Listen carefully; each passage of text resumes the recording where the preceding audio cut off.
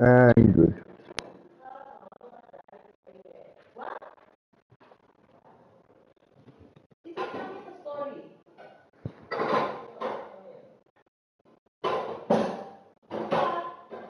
Yeah? What's up? I'm good.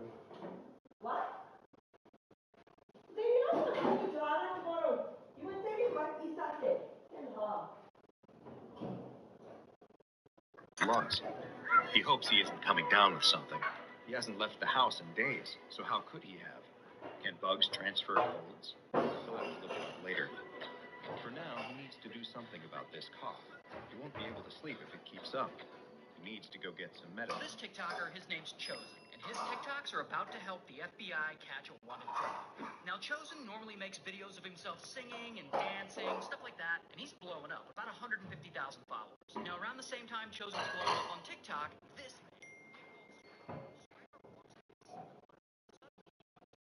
cashier, and he demands all the money in the register. So the clerk, he's scared. He hands it all over. And this is actually the second time swipers robbed that same 7-Eleven. He also robbed a gas station and a tobacco shop, all within the span of a couple of months. And when he does this, he always wears the same thing. Ski mask, white Nikes with a red accent, skeleton gloves, and a black... One evening when I went to work, I saw that there were no customers. I said to one of the massage therapists, "Is the spa closed today?" No one told me anything. The massage therapist said, "The spa is open, all right, but we'll be serving only one customer today.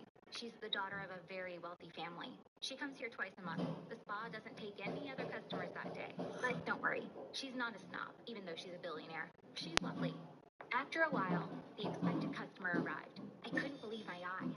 It was as if I was looking into a mirror. She looked just like me. She didn't realize a thing because I had my hat on. She smiled when our eyes met. "I think you're new here. My name is Juliet. What's yours?" she asked. I was still in shock. "Melanie," I stuttered. "So nice to meet you, Melanie," she said, and headed for the therapy rooms. There were bodyguards everywhere. About 3 hours later, I heard the bodyguard saying, "Miss Juliet is leaving." After a while, I entered the changing rooms to pick up the wet towels. Juliet was still there, and she was crying. "I'm so sorry. I thought you left.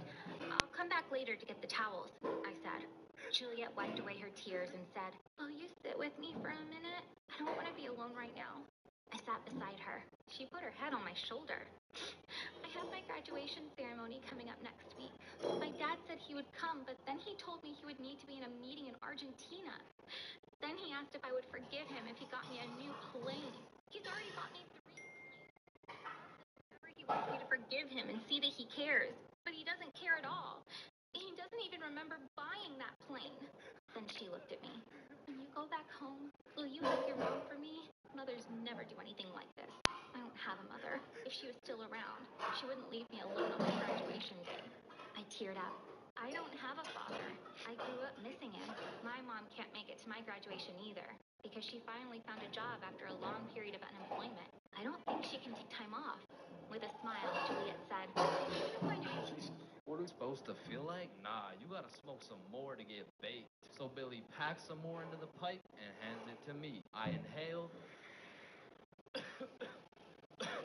but still nothing. So me and Bob are looking at each other like, bro, are we like invincible or some shit? I think so. And Billy's like, no, you have to inhale and hold it in your lungs for as long as possible. So I try it. I inhale, I held it, and then I was coughing up a storm again. We repeated these steps for like 20 minutes and still nothing. Now, me and Bob didn't know shit when it came to the topic of devil's lettuce, so we were just taking Billy's What's word up? for everything. Yo, don't worry. Oh no!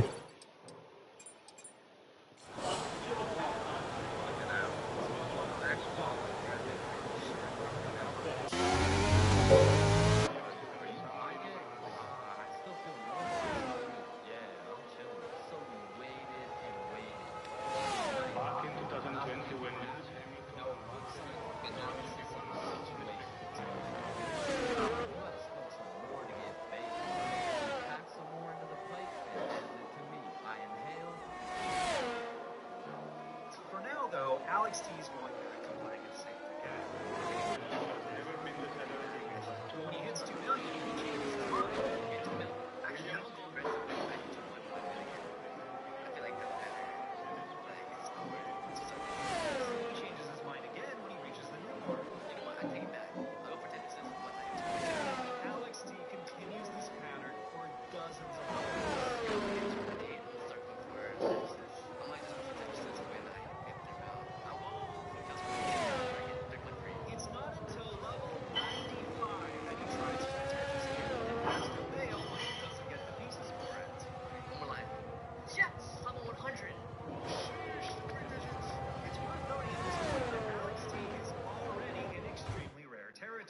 if you look at the level leaderboard, only 10 people have ever gotten to level 100 even once. Over on Fractal's screen, he pauses practicing to pull up Alex T's game.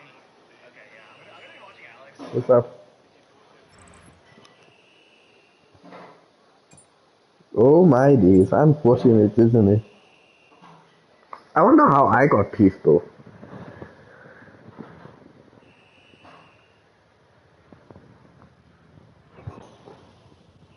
I feel you, my guy. I feel you.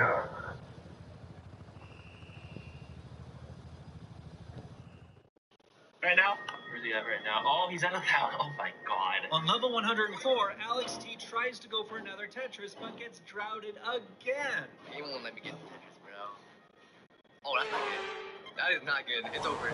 Never play too aggressive. See, I should have not gone. Alex T was forced to perform his second miracle pick of the day.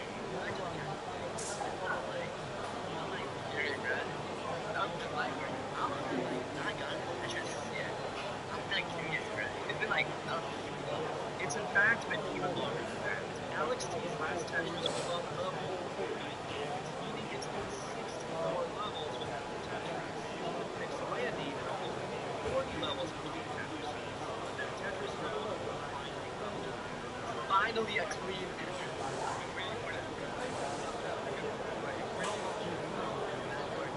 Now, Alex T is way off. His real life score is only a little over 100. But he halfway to the bounty. He has about 24 levels and is only color. On level 188, he tries to repeat the aggression, but it's immediately battered by the Regina. But yeah, Nice Tetris. Oh my god, I like it. Okay, thanks when for the you're ready, reminder. let's go. This is going for Tetris is just but Alex knows that prey, finding out all of the way from the verge of the finished color. Again, I bet that means Alex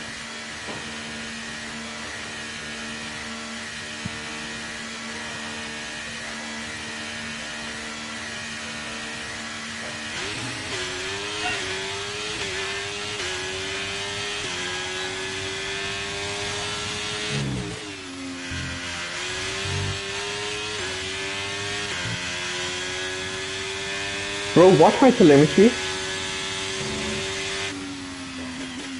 No, I'm saying watch it so that you can pick up some tips.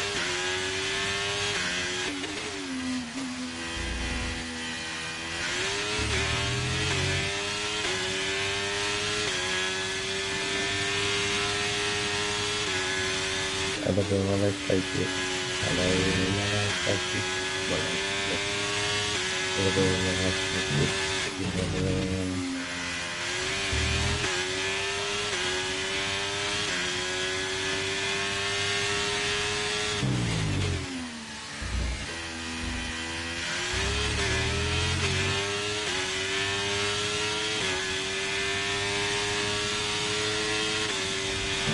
Oi. No. I still had a wheel on track, so no.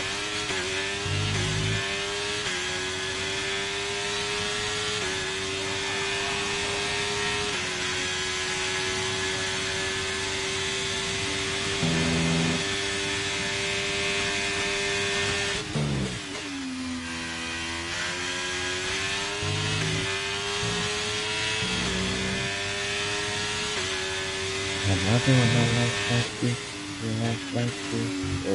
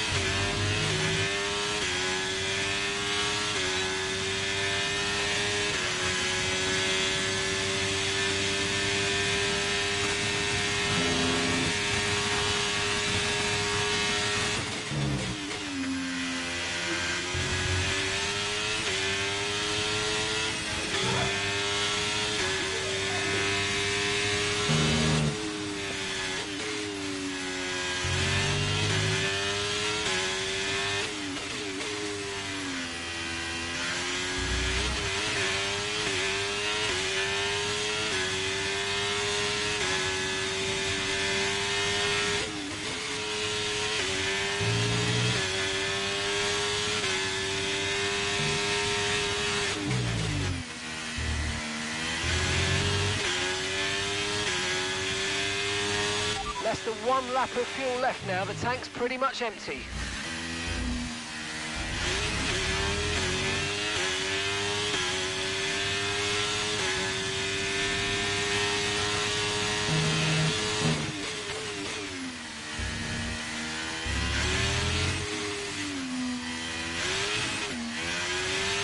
Damn. It's fine.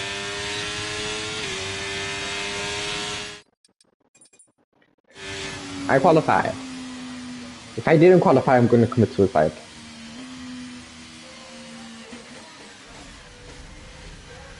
What do you mean? What do you mean? I never died. Oh, I get it now. I'm a being born. I'm a honey song. Mama will return until now.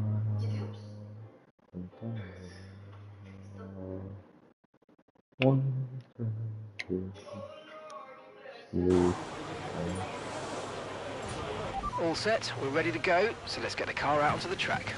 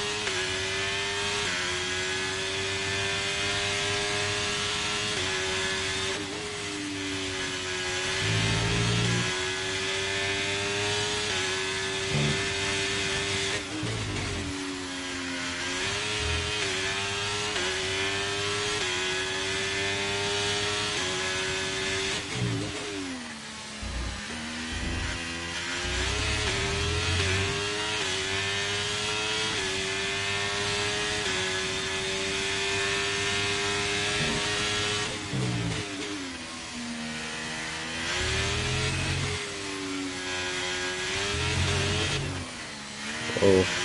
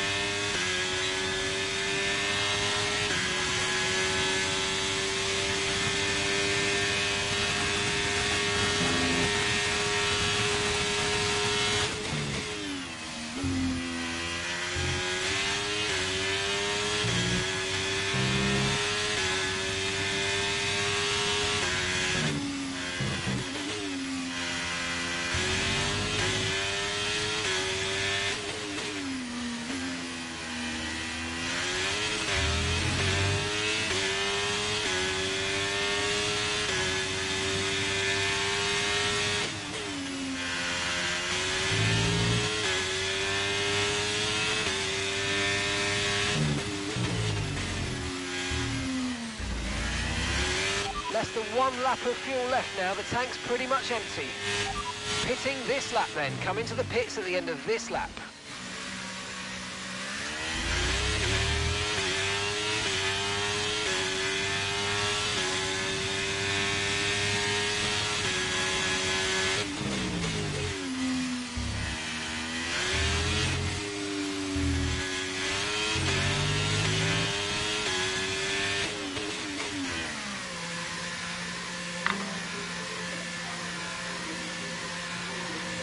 No.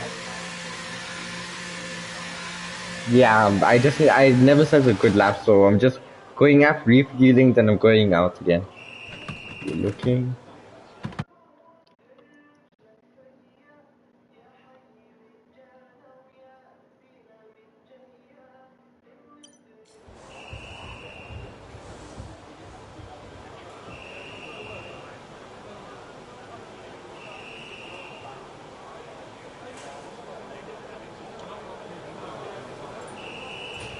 Okay, that's all the checks complete. We're ready to go.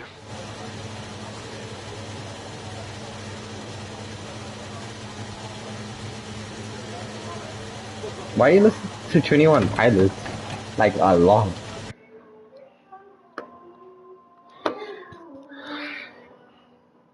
Or just like I'll let you do.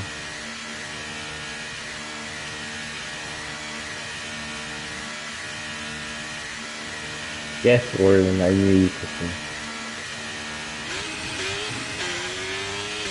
What would you count as well? Yes, I've heard it. Yes. Literally. No, you sang it for me live.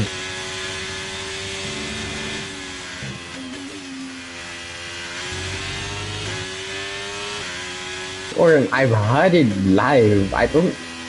Okay. I literally, the only reason I said I know you can sing is because I heard, because of the time you sang Thirsty. I'm not even gonna lie to you. I was busy singing Thirsty, one of Thirsty's songs, and you just took over the show, bro.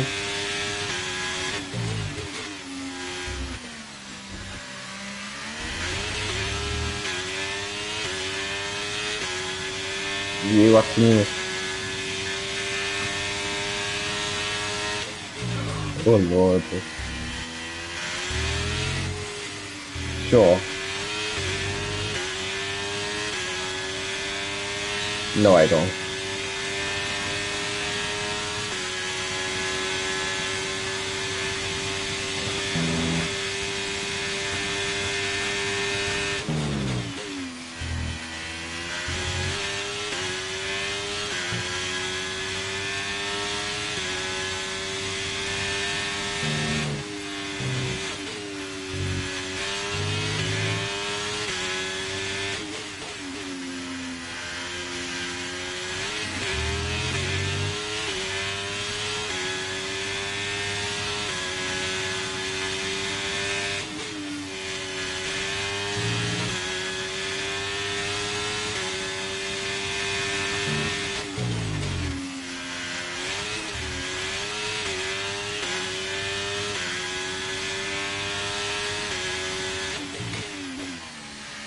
Kinda.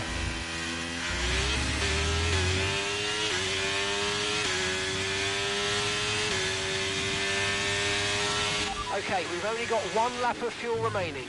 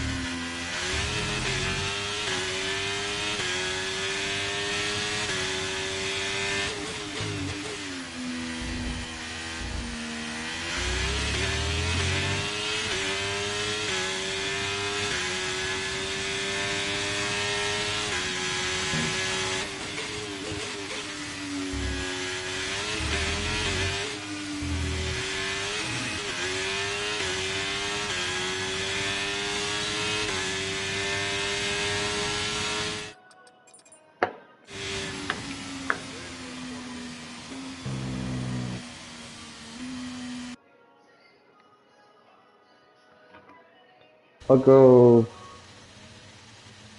listen to it now. Oh Lord. Yes, Alvis.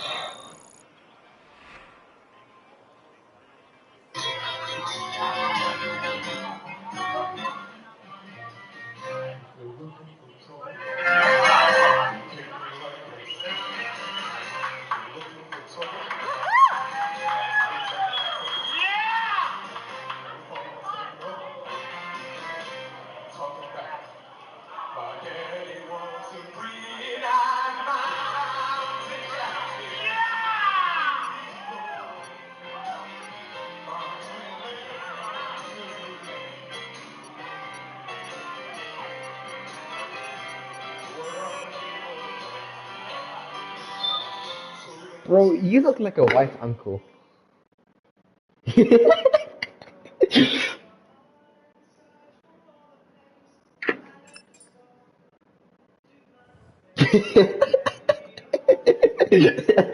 You look like a white uncle, like, bro.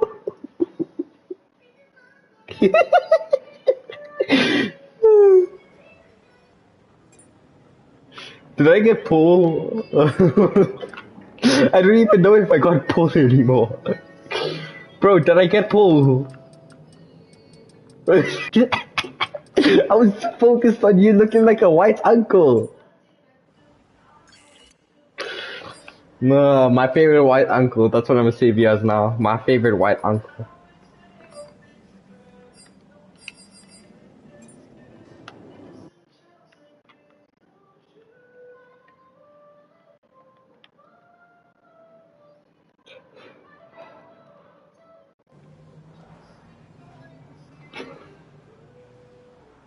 He's quoting Fractal's line he told himself when he was about to enter the glitched colors on his own first game crash run. Walk in. I regret nothing. Okay, my nerves will fade away after 10 more lines. Come on. Hand wipe. Now we have no more sweat. Here we go. This is the showdown. Whew. Let's go. Let's get it. Here we go. For now, though, Alex T is going back to playing it safe again. Once I get 2 mil, I'll go for Tetris. I need that aggression. But when he hits 2 million, he changes his mind. Get 2 mil. Actually, I'm gonna go aggressive when I hit 2.1 million.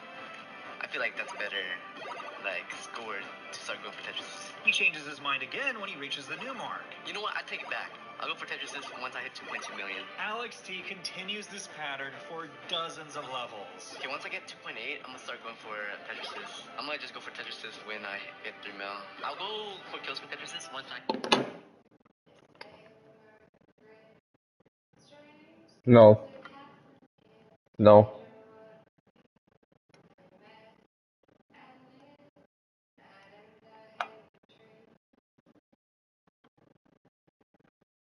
Prepare for what will undoubtedly be a Return up, Mac. My bad.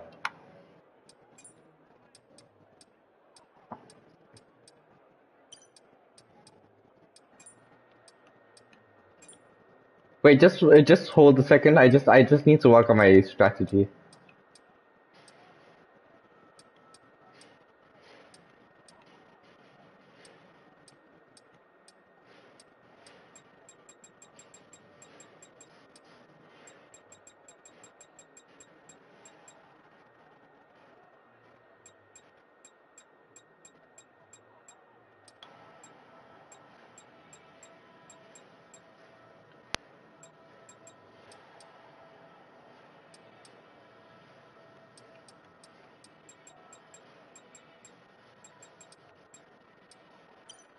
You know, I'm just going to go with what they gave me. Wait.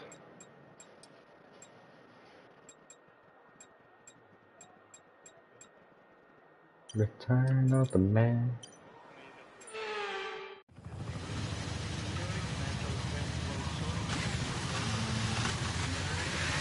Right, let's get the car up to temperature on this lap, please. We're learning the gears, so let's go through them all if you can. AlphaTauri on pole.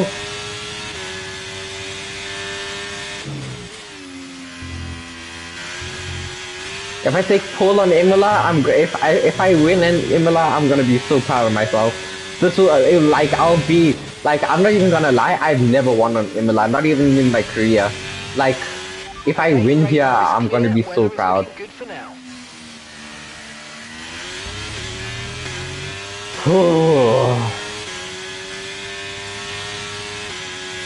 That's okay. Return of the man. Return of the man. Return of the man. You keep the tunes coming here? Fine by me. Just know that I'll be with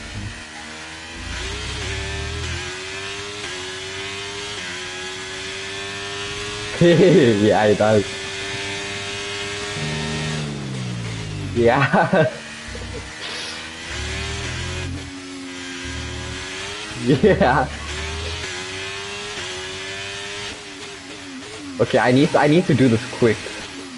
Wait.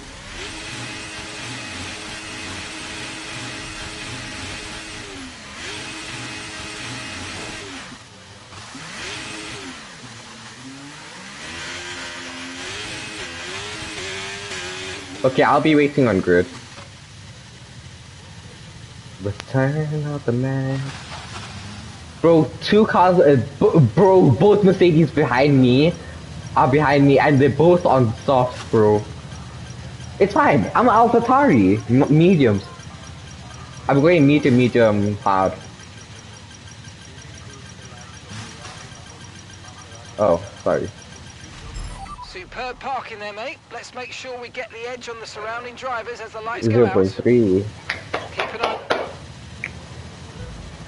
You telling me people forgot the song? Thank you. My car never decides to start. Bad start. Bad start.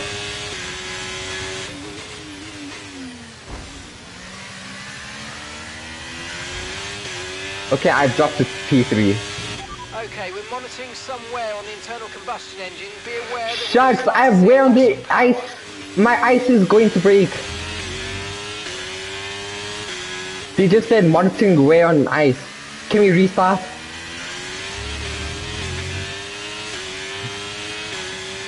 No, I broke a bit of my front wing.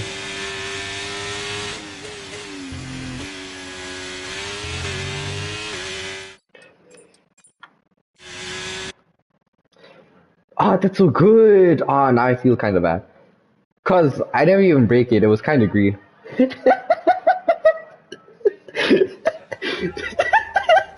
Ain't nothing gonna break my stride. Nobody gonna slow me down. Oh no, I've got to keep on moving.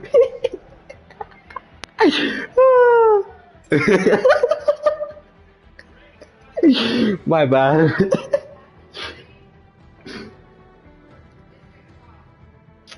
My car didn't decide to start, bro. I don't know what happened.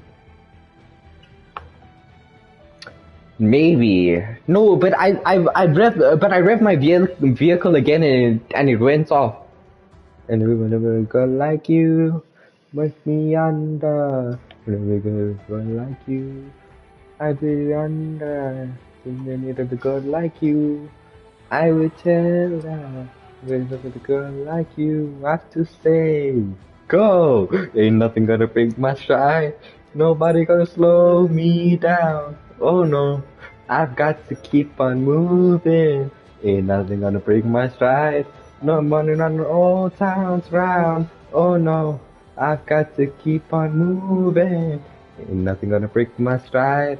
I'm not gonna slow me down. Oh no, I've got to keep on moving. Ain't nothing gonna break my stride. I'm running on an old town's ground. Oh no, I've got to keep on moving. Bro, why are you typing so fast? Just like, I didn't know those fingers could move like that.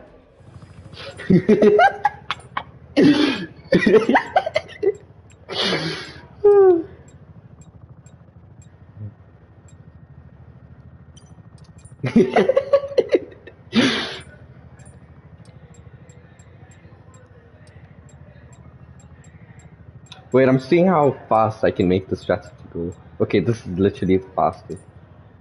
Literally every 21 laps I'm stopping. Let's go, Oren. We're not seeing any technical issues coming off the practice starts. Watch the RPM on the full start. Wait, I'm just gonna.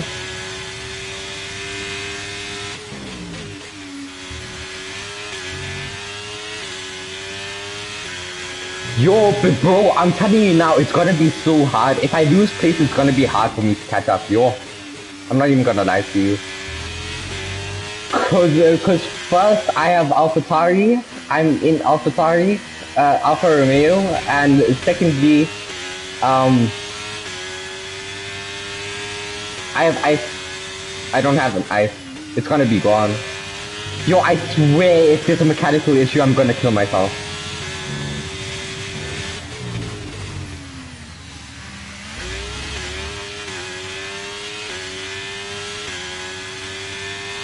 Aye.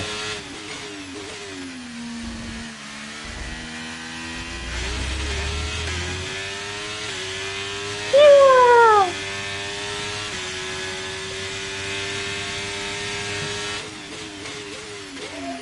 Yes, ma'am. Yo, but if I actually get this win, I might actually cry.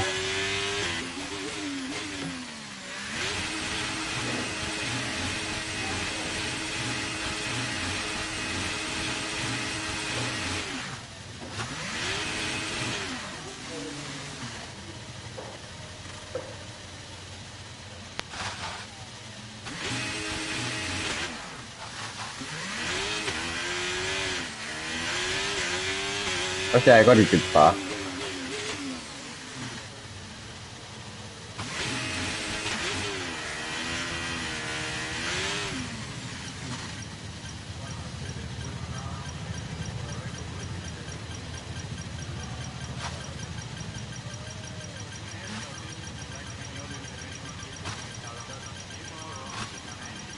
Shucks. Okay, not the best placement there, I mate. messed Let's up. try and get a good launch as the race starts. Yeah, that's fine by me. As long as my tires are green, I'm fine. Okay, Warren. Thank you. You too.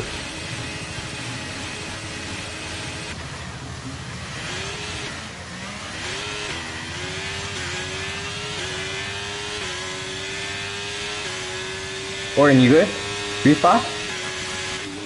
Okay, we're monitoring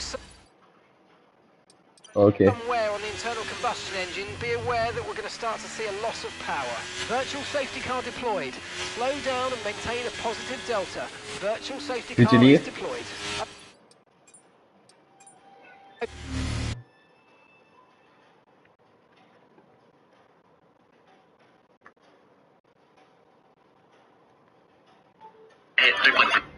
It's not until level 95 that he tries for a Tetris again, and has to bail when he doesn't get the pieces for it.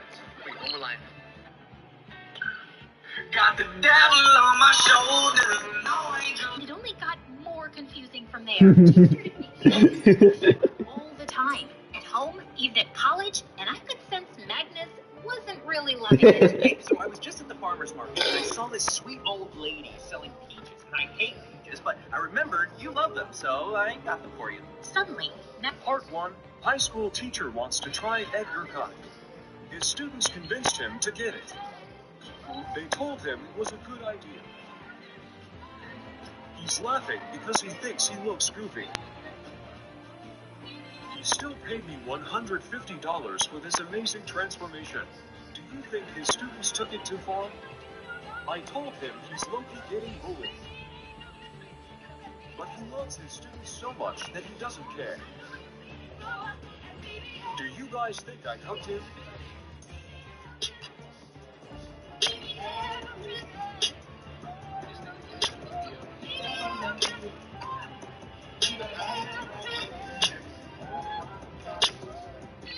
Oh my god.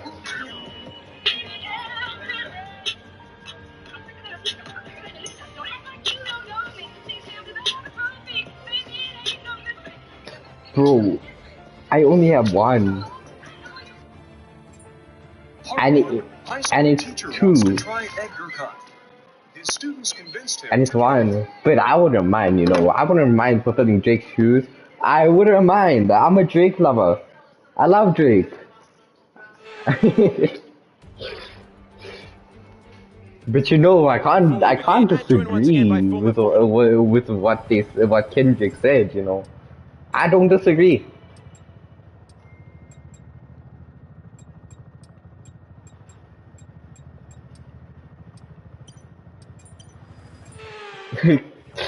Lord, you naughty boy. Okay, so our system checks are good. We need to stay in formation. Yo, I hope this Russell doesn't fight me for first place again, cause he bumps me in the corner.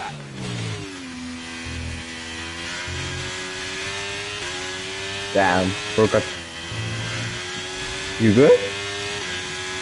Yes, I know you're not good, but do you want it? Cause I can give it. If you want it, I can give it. What do you think? Do you want it? Okay, no, not that, but do you want it? Come on, you should connect your brain cells with me. Do you want it? Come on, you got this. Do you want it? Do you want to restart? Okay, big boy.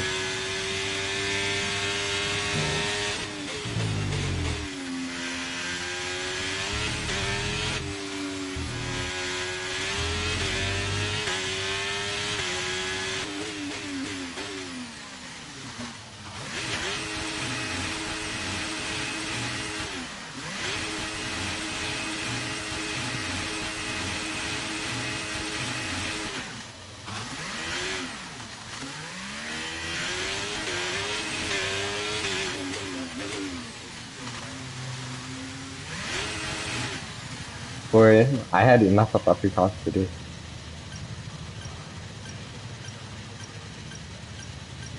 Oh, yeah, okay, that's fine.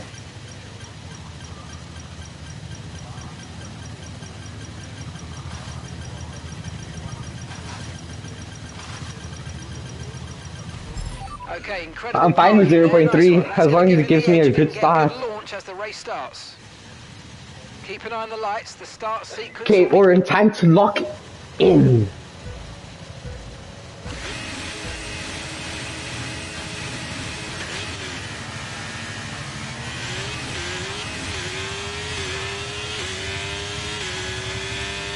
I got a good start. Are you? Is your car fine? That's fine. You'll make it. Okay, You'll make it later. Somewhere on the internal combustion engine, be aware that we're going to start to see a loss of power. Bro, I'm gonna have to hold up a lot, cause this Russell's gonna be trading me for a while.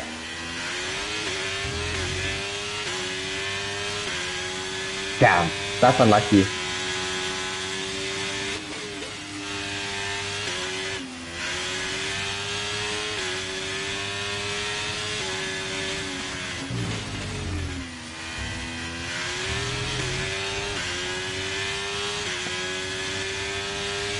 Bro, I can only beat these guys in corners, I'm not gonna lie to you.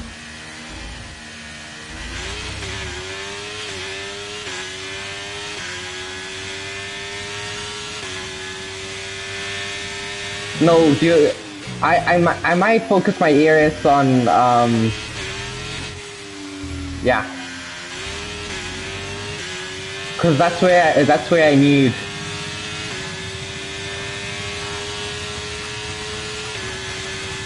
Or change my lap time. Change it. Change the best lap. Change it. Or I got a 1 second lead.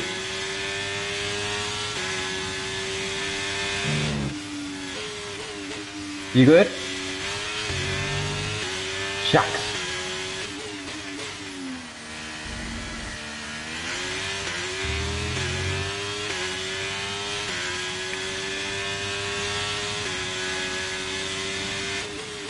Just be careful in your overtakes, eh? Yeah, I see that.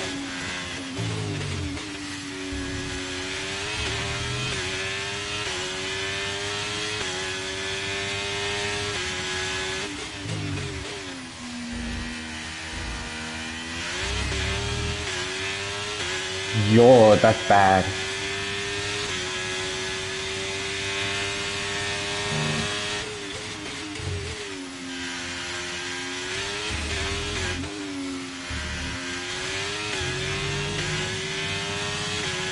Orin, you got this, hey? You got this. Great work. That's a new fastest lap of the race. Come on, Orin. I want you in that DRS zone.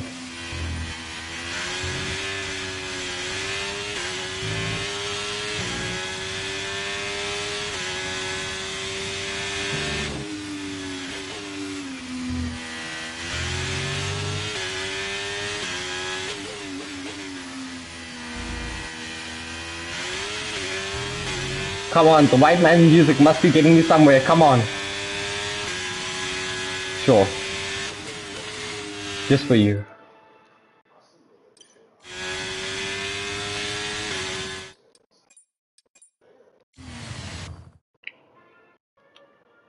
Bro, I think we gotta use the reverse psychology. Okay? Play the pressing music.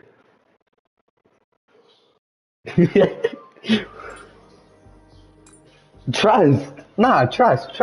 Reverse psychology. It works. Trust. The depressed music will make us happy and make us do good, because depressed music make us feel bad, but good.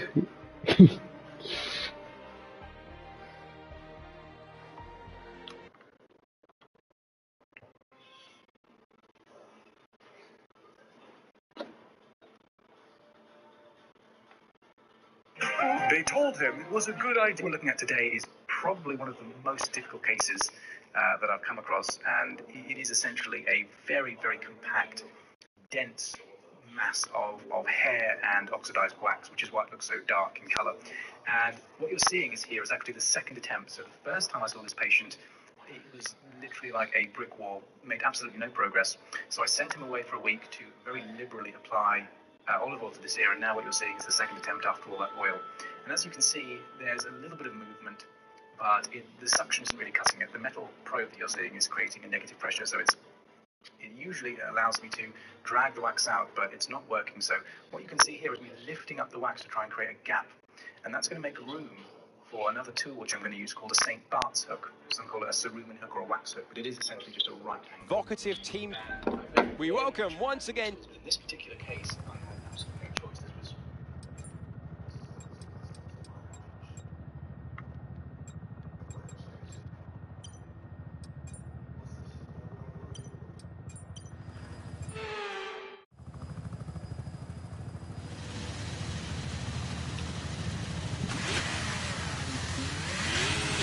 Clutch bite is good, gearbox is responding normally. Make sure to warm up the tyres and brakes. Warm the tyres and brakes throughout the lap, please.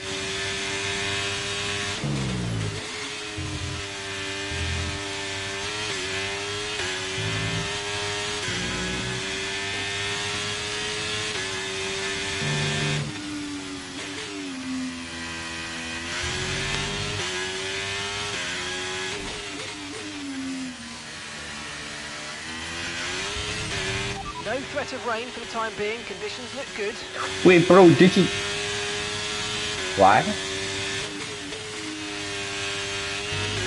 Victor.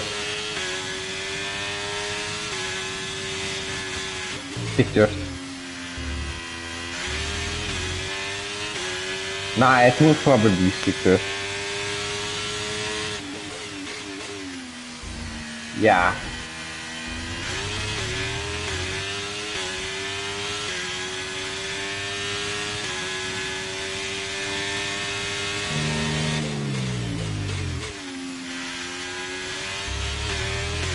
Bro, also just try and make it through the race, cause it's okay if you don't make it through Turn 1, hey? I mean, yeah, I mean, it's not okay if you don't make it to the Sun one. You need to make it to the Sun one.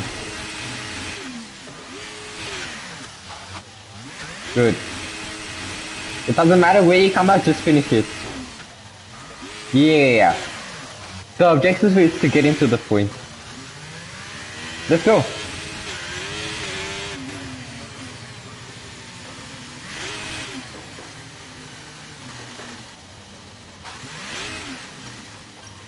Dibura.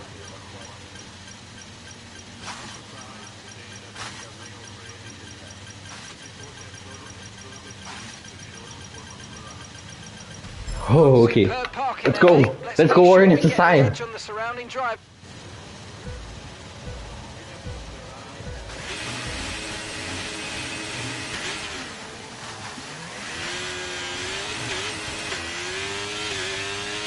Oh, we're going like this now. Okay, Warren, I see you.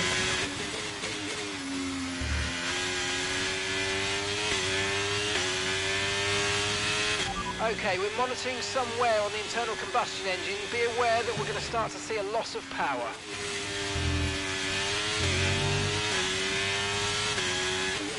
Oh, I'm feeling it.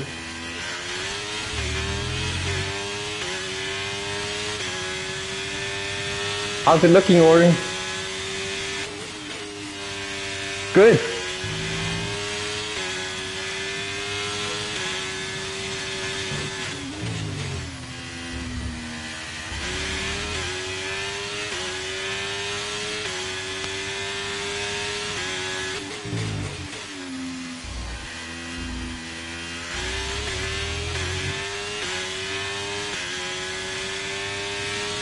Bro, I think I've just gotten the best start ever.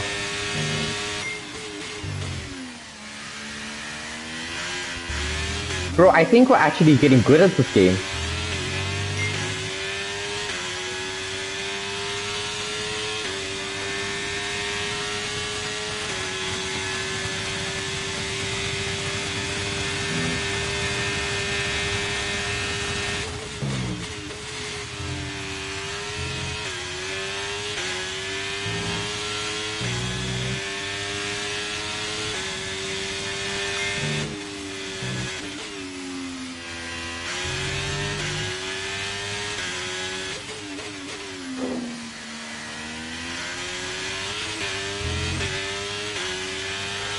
Go, Issa, go! Go, Issa, go! Please!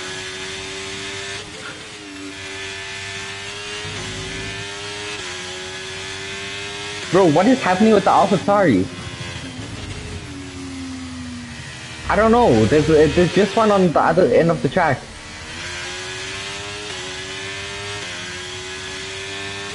Okay, I kinda went onto the grass, so I kinda spammed, but I'm fine, I recovered.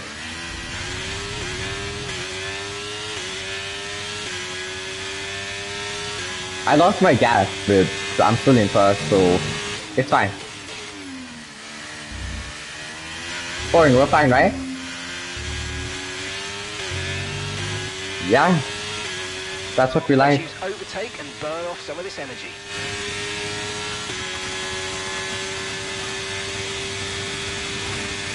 Yeah, that's good. That's good. Keep it going, Warren.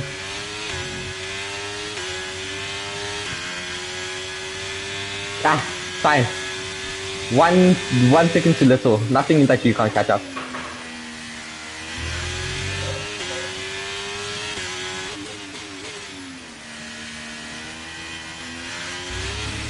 Come on, bro. The beat drop hits. You can't be losing. Come on. Come on. Like, come on, Warren.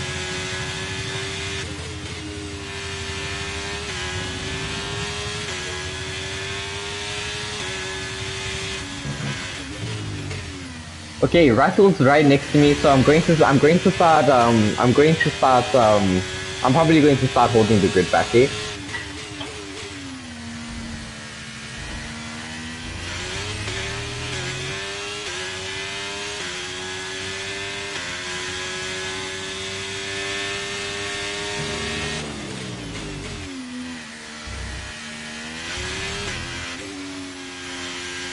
Let's go, Warren.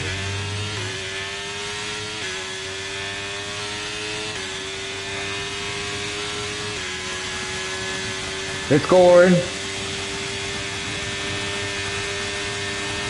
Yeah, I knew it. This guy is going to catch up to me on this race. I knew it.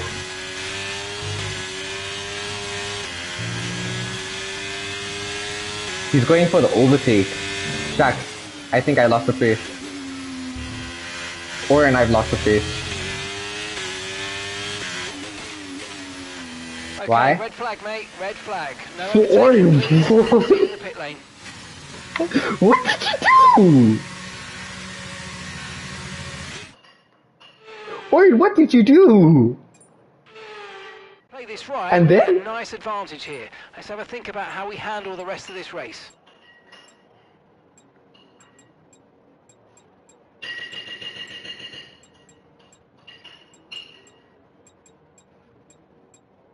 Wait, so are you fine?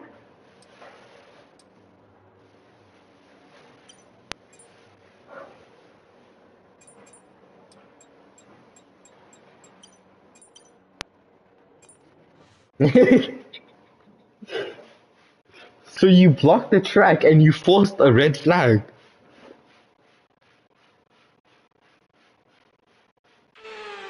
We'll be getting underway in just a moment. Stand by. Oh lord.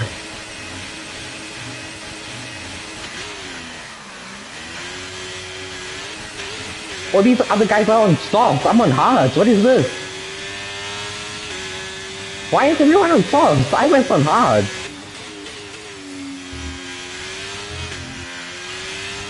Oren. Oren.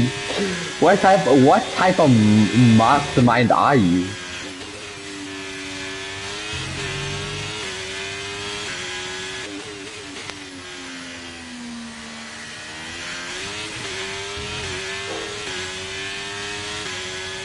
Yeah, but everyone else is on soft.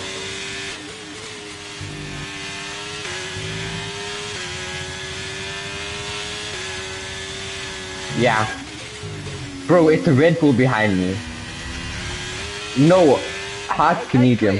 Okay, there's been an incident on track resulting in loose debris. Fortunately, the marshals have managed to clear it up in time, and there are so far no plans for a safety car. Virtual safety car deployed. Slow down and maintain a positive delta. Virtual safety car is deployed.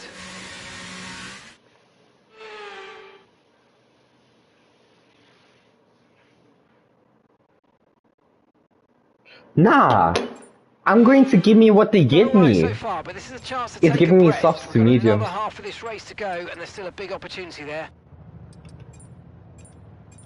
Nah, I'm good.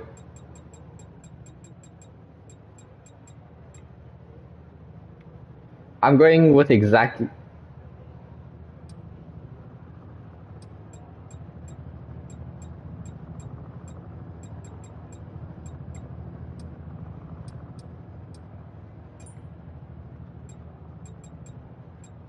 No, I'm going with hards, bro. I'm sorry. Pray for me. It's okay. Bro, we got It's a bit like this. deja vu here, but there's a good opportunity to get this start spot on. Come on.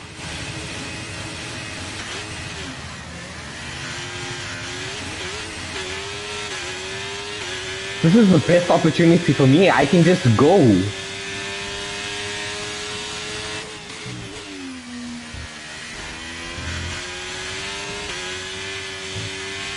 No. No. Oren. No. Oren. I'm sorry, bro, but I can't give this up. I'm sorry. Let's go. Come on, bro. Trust. Trust. I'm sorry, bro, but trust. Yes, ma'am.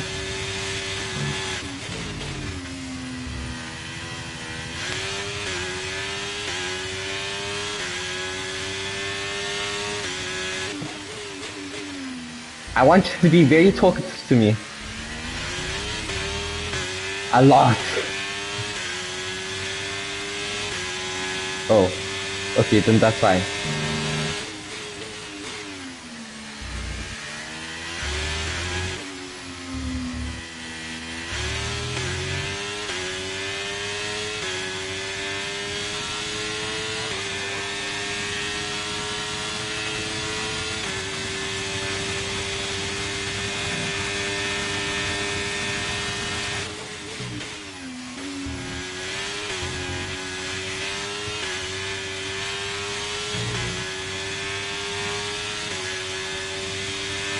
Watch my gas.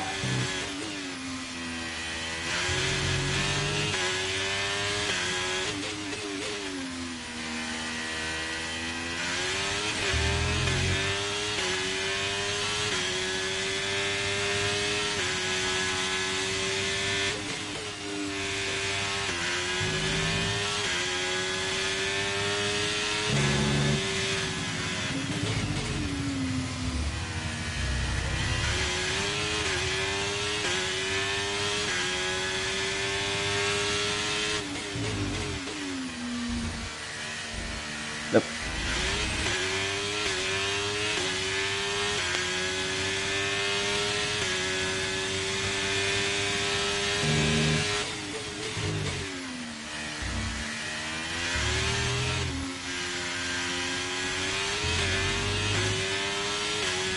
Please don't get the area.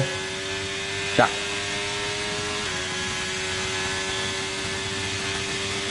Yes! That is the best thing I've heard all day. Oh wait, it wasn't even DRS. What are you on?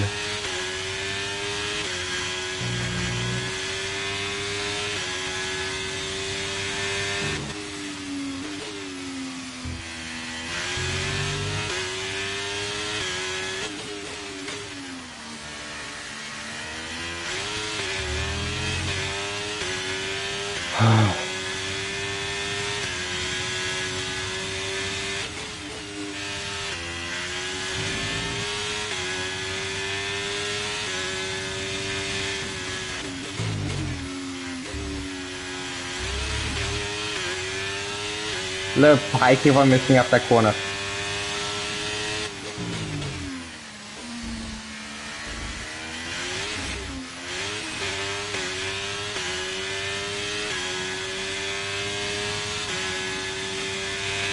Please, someone make a move on him so that he doesn't have to catch up to me.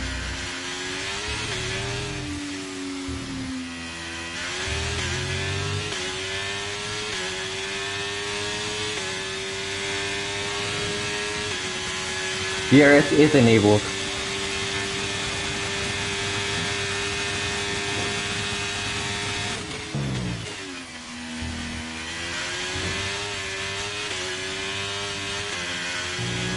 Thank you.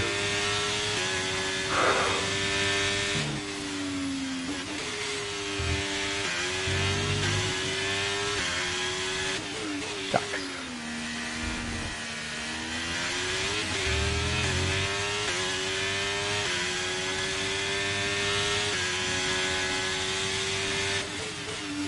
Or I'm going to win this game. Okay.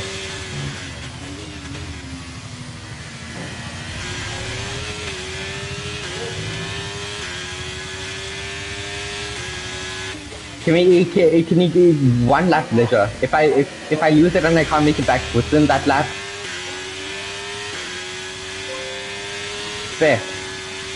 Not fair.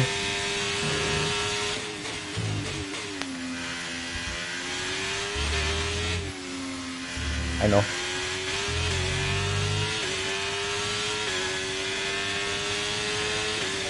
Oh Lord.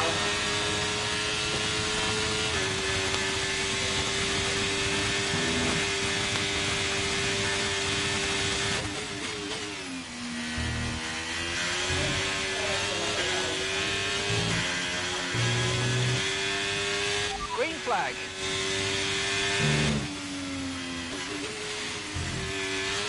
Thank you. Is he pushing? Shucks.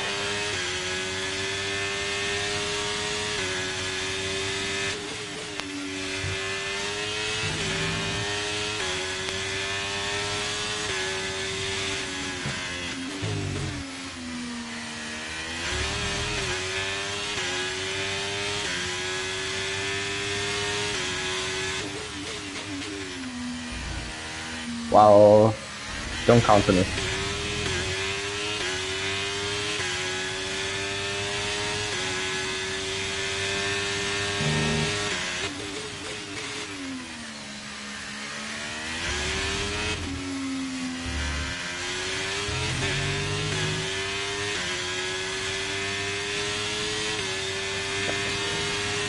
It's fine.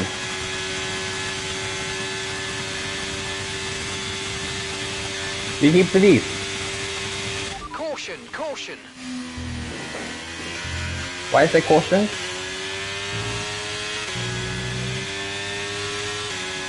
Shot.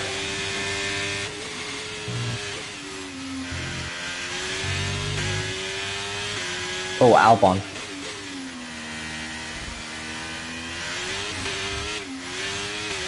Please.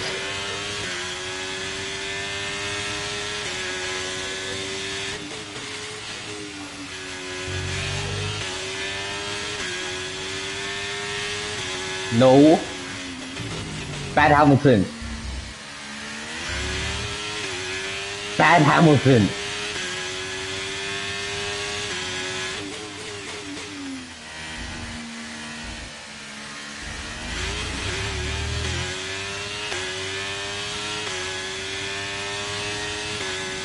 Bad Hamilton. That's Verstappen.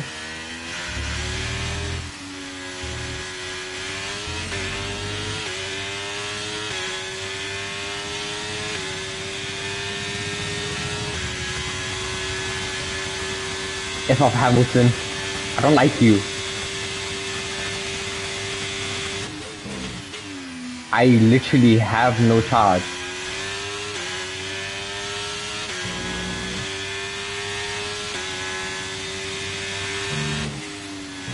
When life gives you lemons, you make lemonade. Except I don't have the lemons to make it.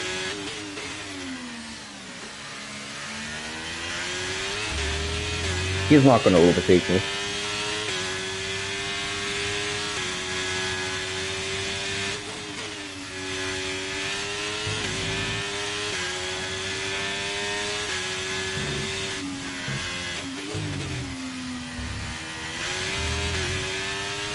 Mama said, don't give up, it's a little complicated. All tied up, no one loves, and I hate to see you waiting. Have to have high hopes for the living. Shooting for the stars and I only keep shooting. Only the stars and I only feel the shooting. Only have high hopes. Only have high hopes for you. Shooting for the stars and I only make it brilliant. You first time and I always make it hit. Always had high hopes. You didn't have DRS on me, right? How? I was out of DRS range.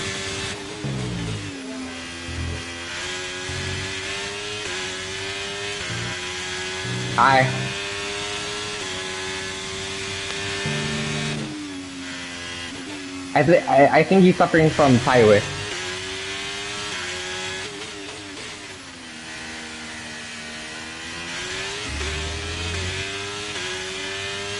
Yes! Yes! Yes! That's the best thing ever! Tire wear!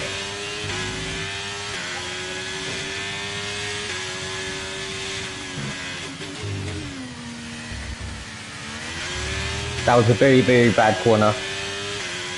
That's a very, very good tire wear.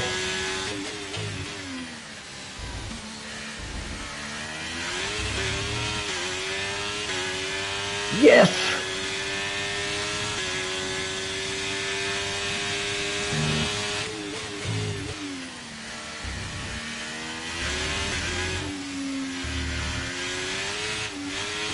Oh, shucks.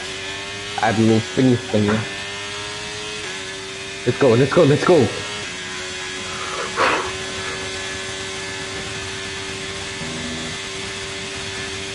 He's lost!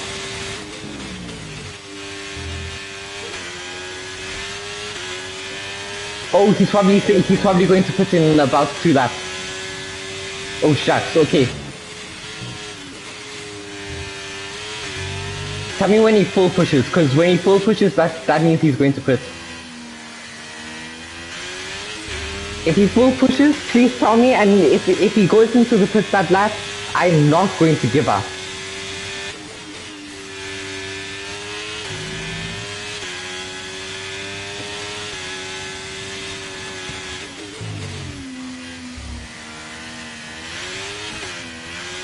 Shucks.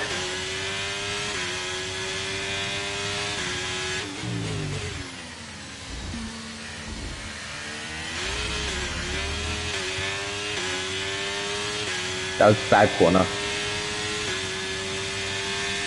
Yo, I hope all of these guys behind me decide to piss.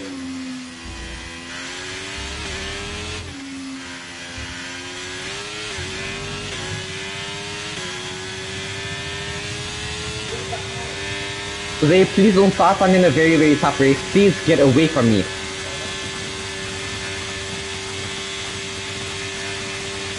F up Hamilton.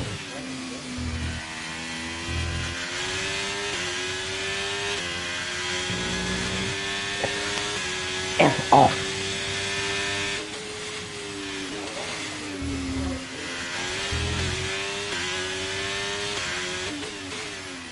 I don't like Hamilton.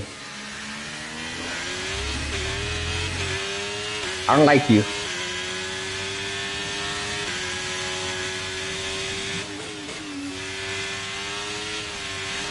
Oh.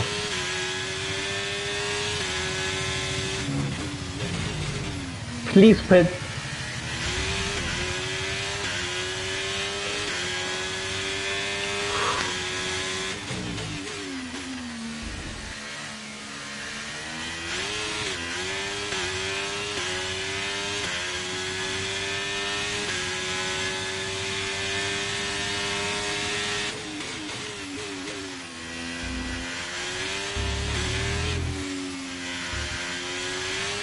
Go into the pit. Shucks. It's fine. I live for another day. I live for another streak.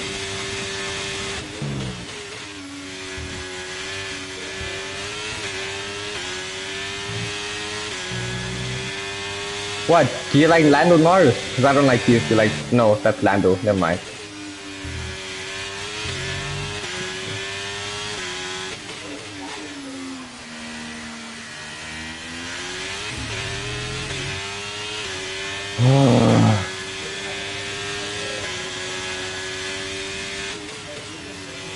Where's Piastri?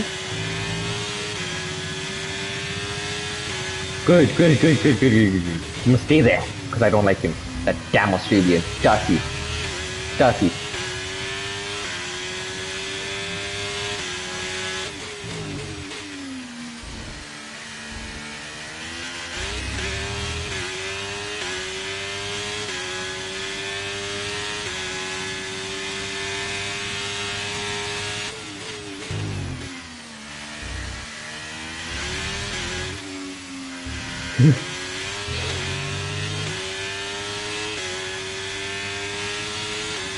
I think maybe a long time ago.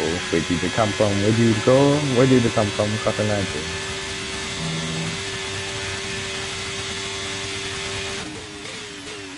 Okay, I think I need to start saving on my ears.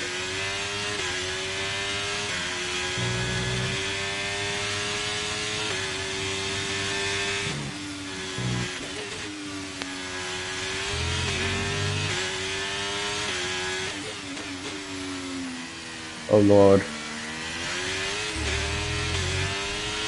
Thank you. I'll need a soldier.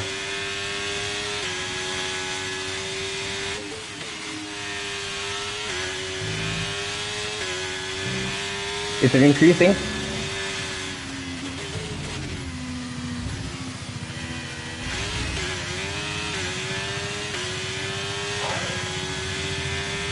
I don't think I'll be able to harvest.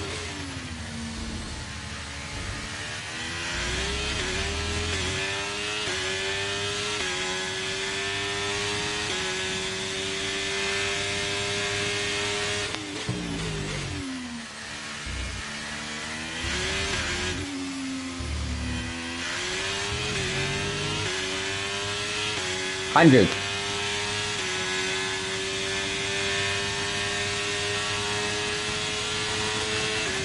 I'm pushing. F off.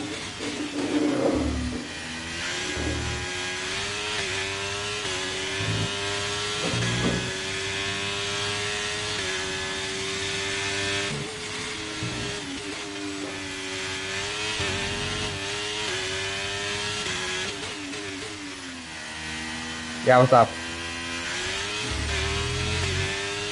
Yeah, that's fine. Ah, that's okay, or...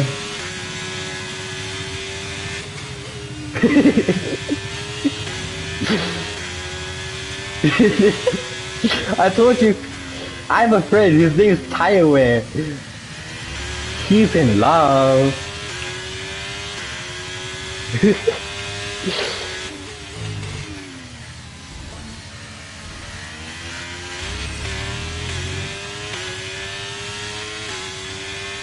Harvesting.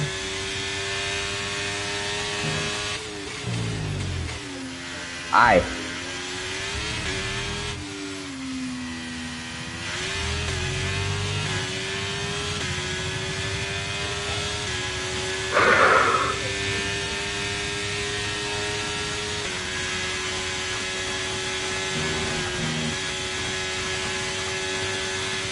What's up?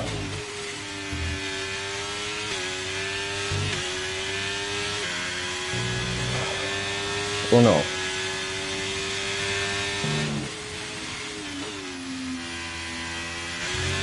It's Paris.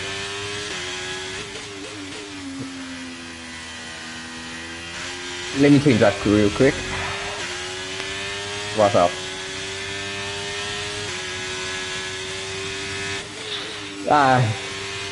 It's better than hearing them.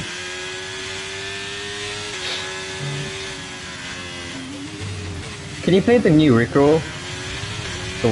The one that came out in 2022. Aww.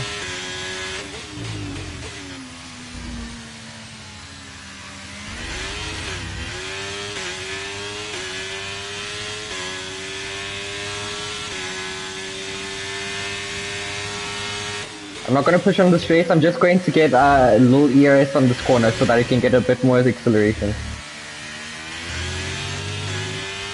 Okay, I thought I was losing a bit of time.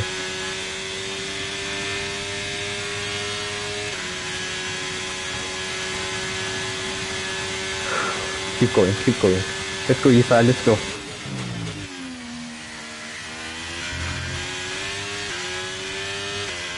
Hi. Or it feels like I'm going to win. I don't want to jinx it, but... Sorry.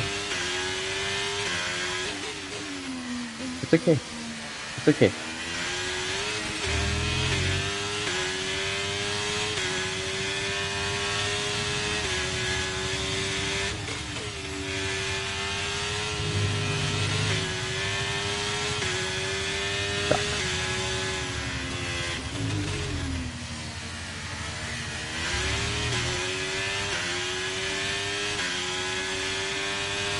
Push on the street.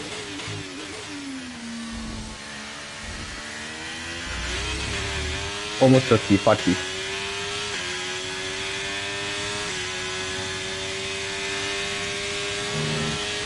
Aye.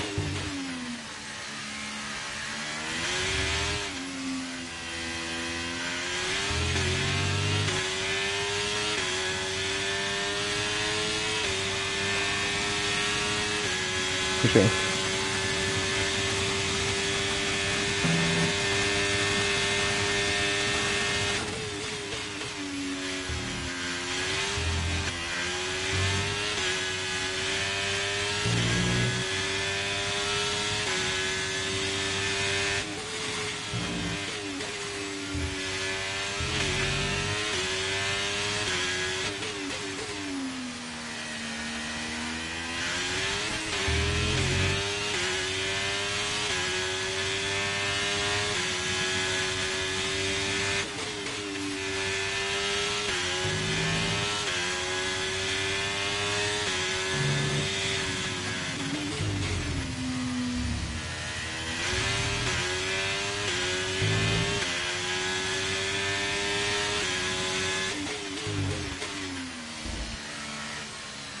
Do I push on tree?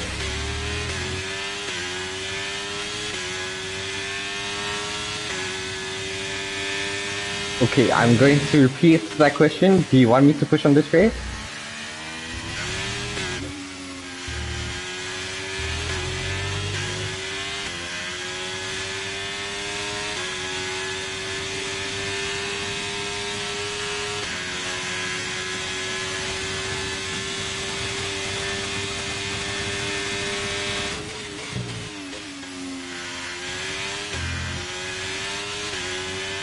Hi.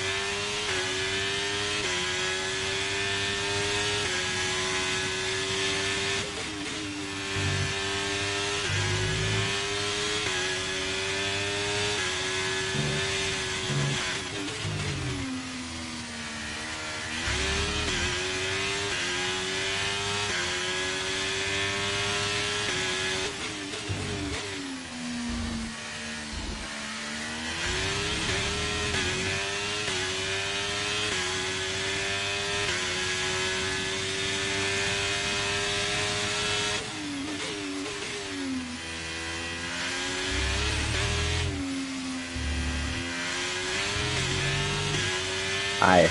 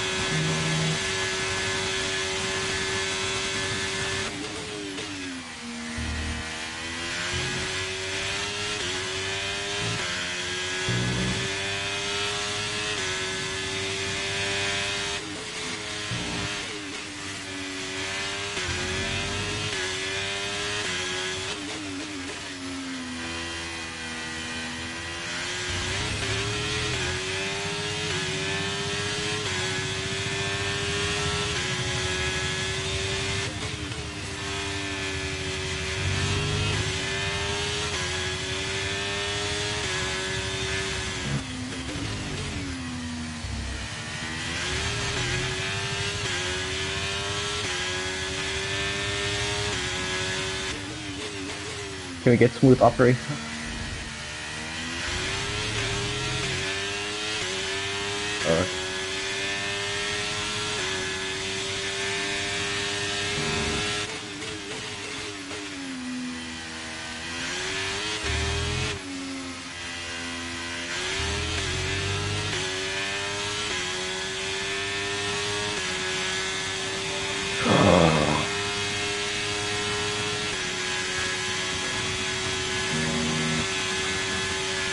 I'm pushing lap 34, so in exactly 8 laps.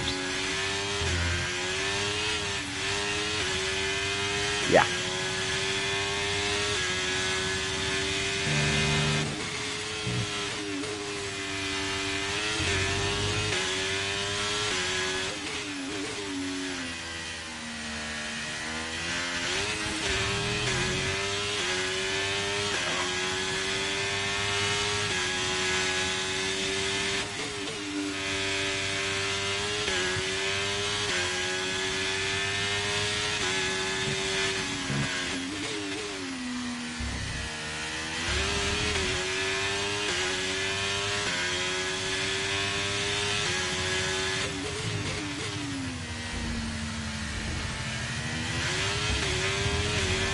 So everyone's pitted except Hulkenberg.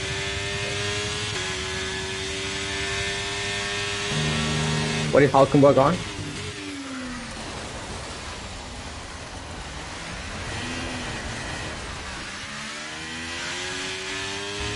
No need to worry about the tyre condition for now. Everything's looking good. Okay.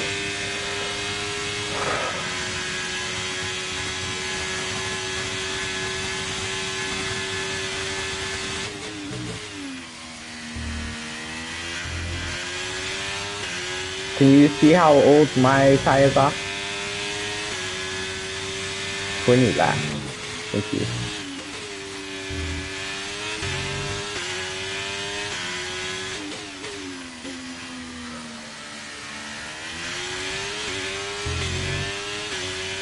So it lasts for 19 laps.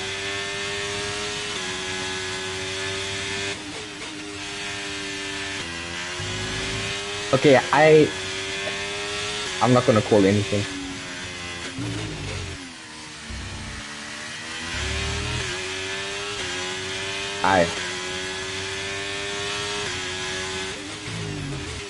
What are the tire compounds that they all switch to?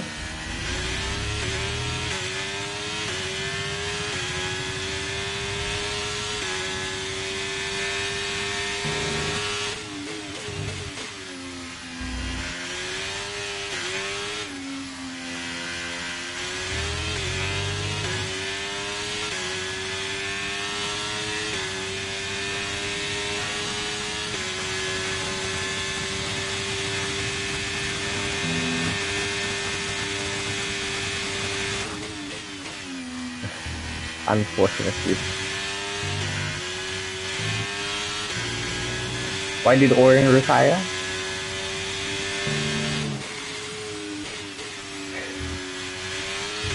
Good to hear.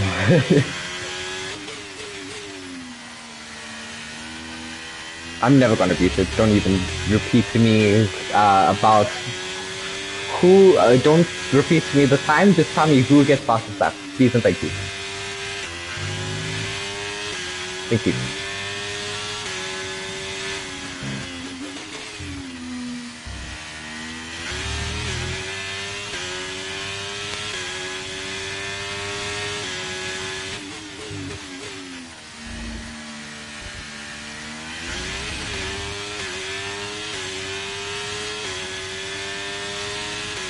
A harvest store?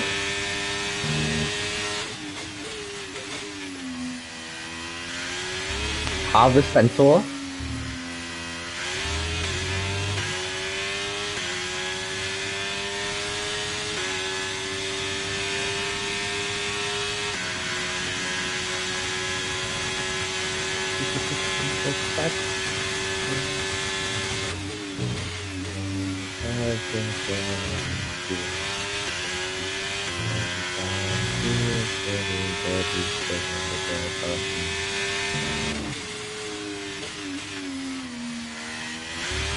Okay, I'm starting to take bad corners.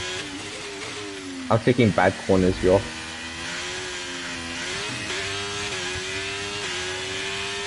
Yeah. Yeah. It's cheating on me.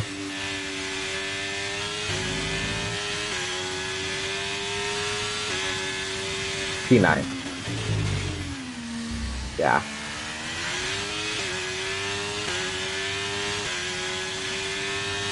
Nope, it's only half the medium. Some of these guys are going to go for 3 stops, and some of these guys are going for a 2 stop, but the 2 stops makes the mediums very, very worn out. Happy face!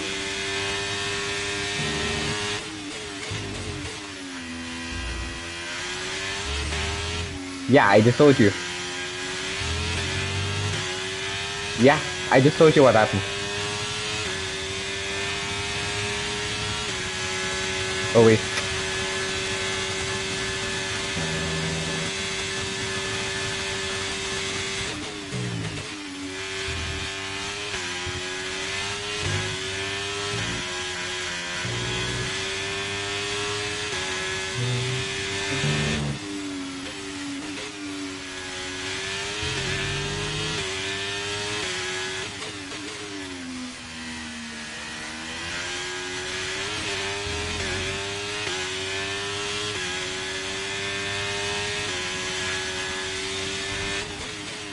Thank you.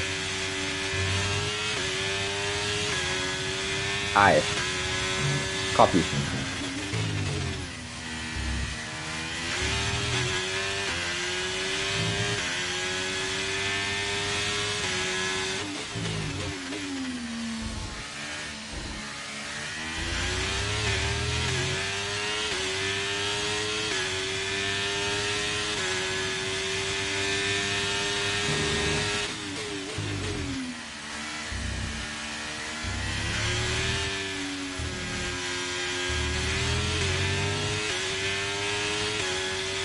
Pushing.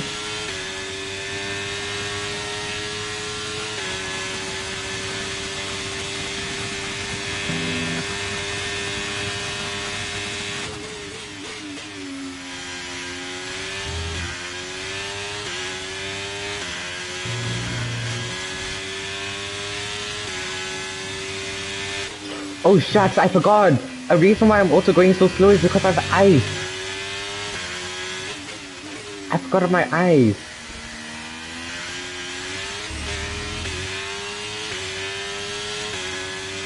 Yep. Shucks, I totally forgot about my eyes, yo.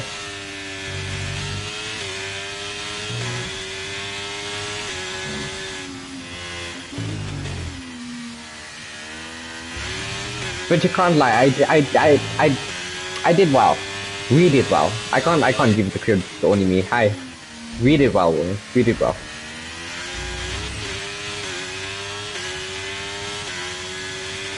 What do you mean, Wolf?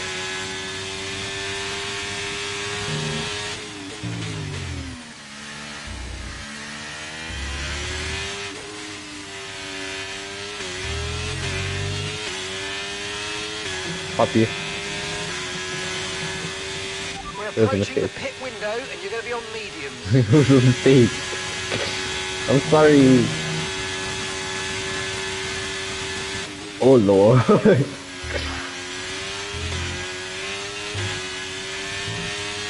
I ain't losing this race, bro. Not today. Not any day.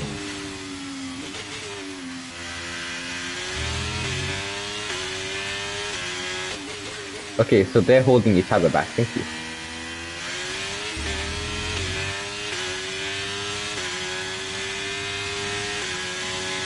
Where are they? No, like where on track?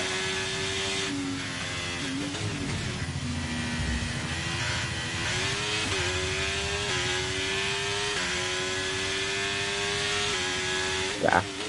Okay. Thank you.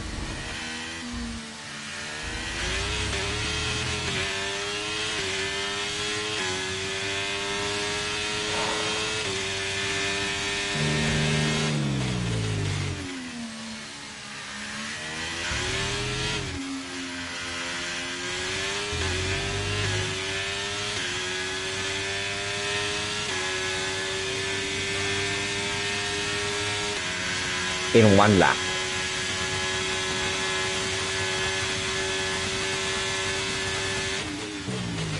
Should I push next lap?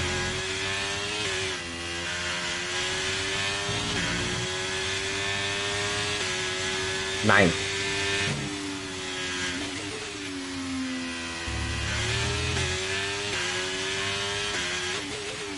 Thank you. Who's the guy behind Halkuba? We've got a lot of spare energy. Okay to use your overtake button.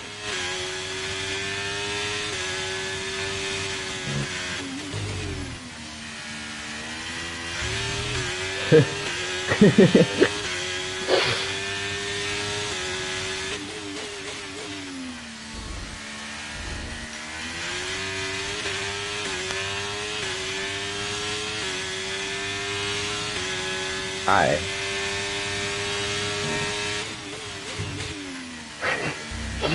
Mediums would have even be better. Because I honestly thought that he would be doing what I was. Sorry. Okay, we want you to pit this lap, so push now, push. Thank you. Kind of slow. I can't see. 30, 40, 51, 51. What should I have to do? Can I push?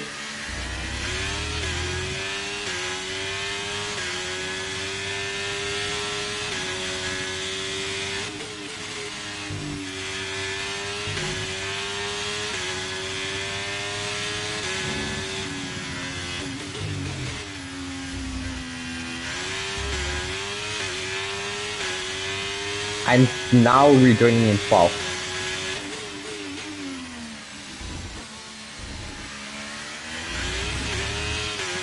Copy pitting the lap 35.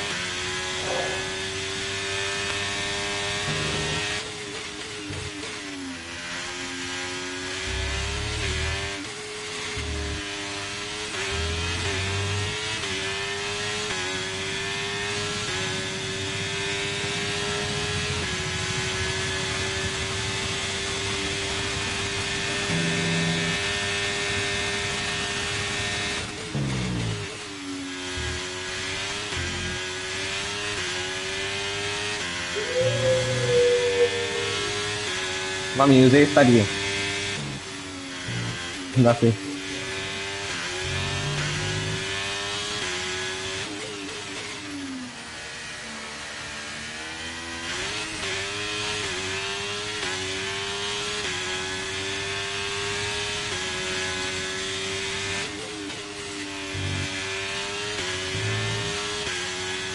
I'm coming up in fast, repeat, coming out in fast, who am I busting?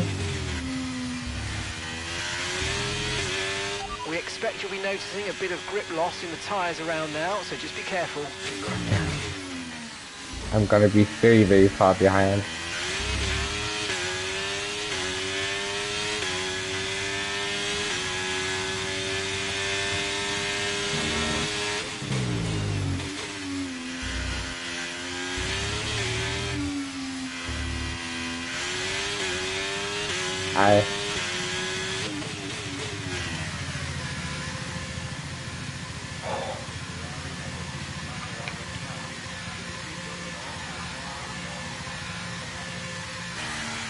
Optimal. Okay, off we go, back into the race. Perfect job from you and the crew there, mate. We're delighted with that. Yes. 2.3 actually. Look after these tyres now. You want to finish the race on this compound.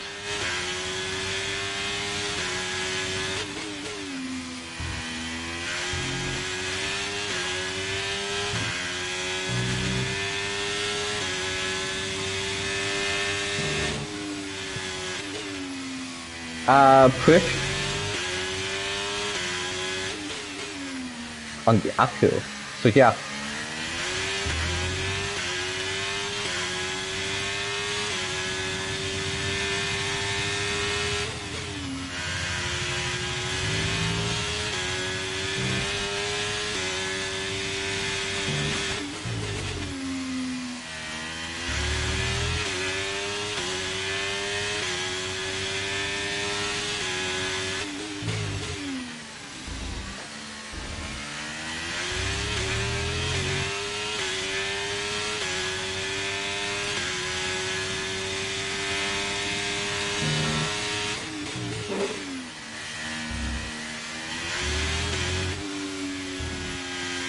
Push now.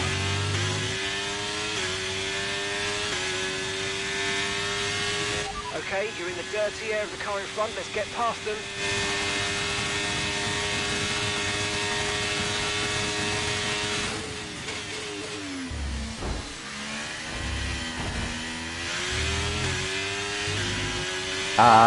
Yellow underbody. I don't even know how I got yellow underbody, but it was like the underbody's taken a little damage. No, just watch now. out for it.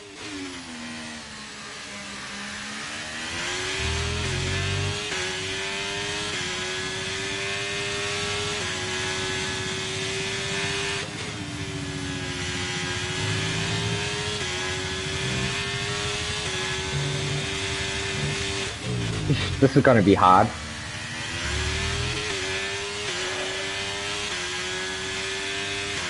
I'm going to look at it now. 67%.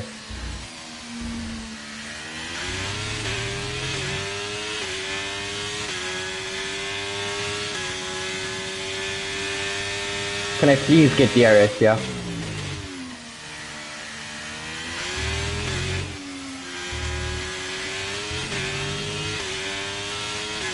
Give me the DRS. We're starting to catch the car in front, but we need to look after the tyres. We won't be making another pit stop.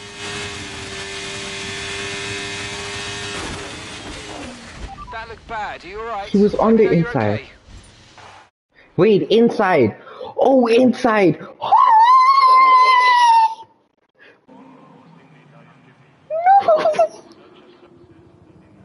As they climb out of the car, the Red Bull are our winners today after showcasing. It was such a good run!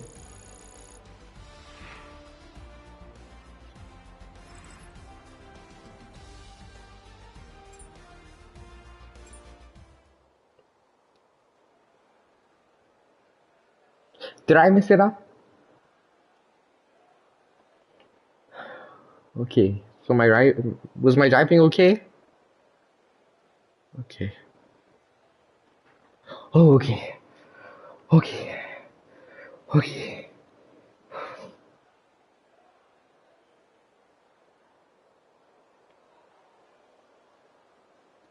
Okay, good. Thank you. Thank you. Thank you. Thank you.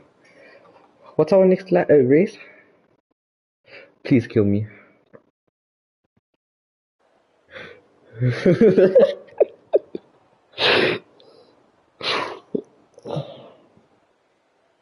That's so sad. That's so sad.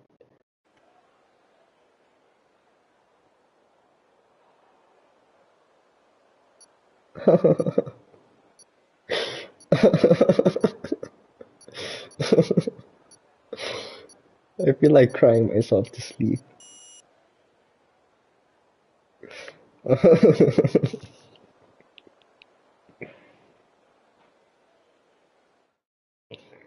I'm gonna try and finish Monaco. That's probably the biggest joke I've ever heard. Yeah. Yo.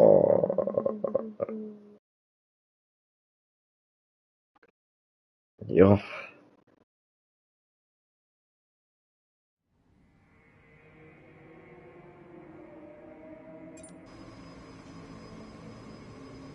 Yes, that seems like an excellent resource.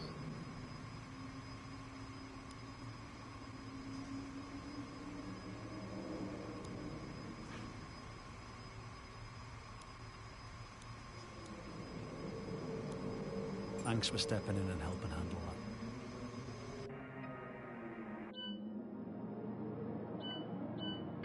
that. Ice looking wonderful, bro. Ice is looking wonderful.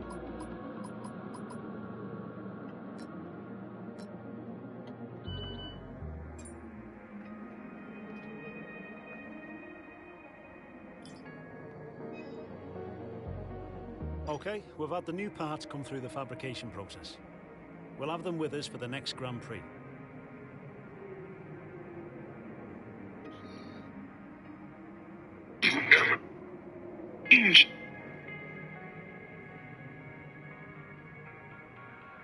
Thank you.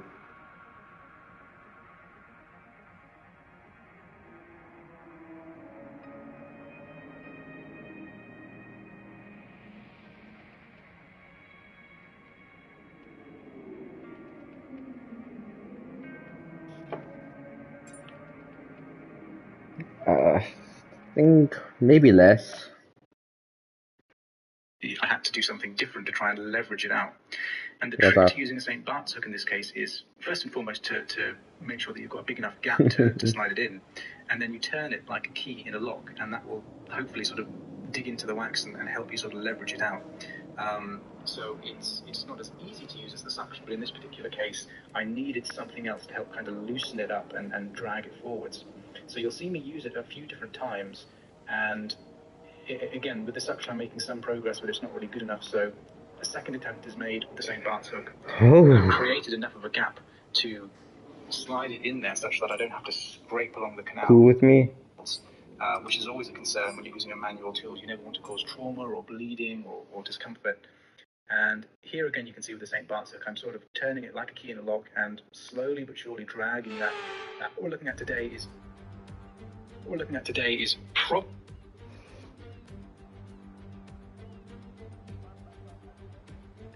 This is my last thing here. Then I'm going to do. What we have here is a very difficult case, actually. We've essentially got this very hard wall of earwax. Before hitting record, I've already tried suction. As you we'll do P1, P2, P3 will skip, Q1, Q3. Wait, isn't there strength? Is there strength? Pretty solid chunk here. So what? Yeah. Okay, then yeah.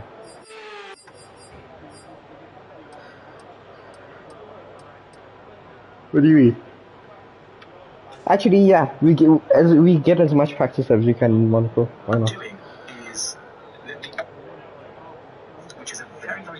Oh no, not now. Wait, what do you mean? Tonight, no. Tomorrow I need to go to school. No, I'm not writing. I'm going for accounting boot camp.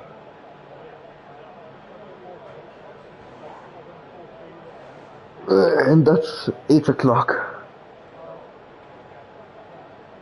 Yeah. So this is, yeah. Qualifying. I can do qualifying, like now.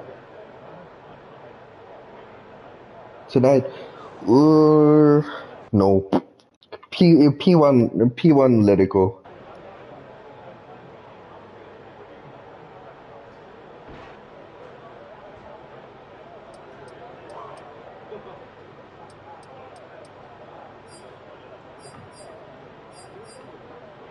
Sure. What are you on? Okay, I'll try out mediums.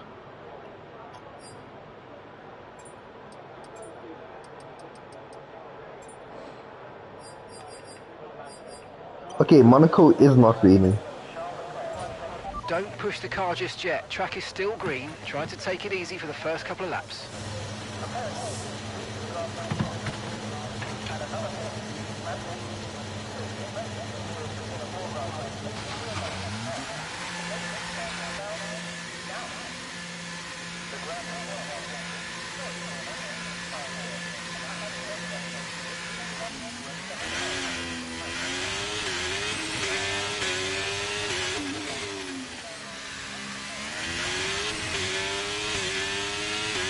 First time racing on Monaco with no traction.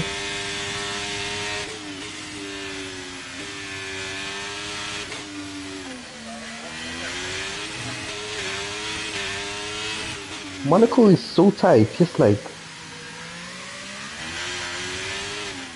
Was it always this tight? It doesn't... all the other times it didn't feel this tight.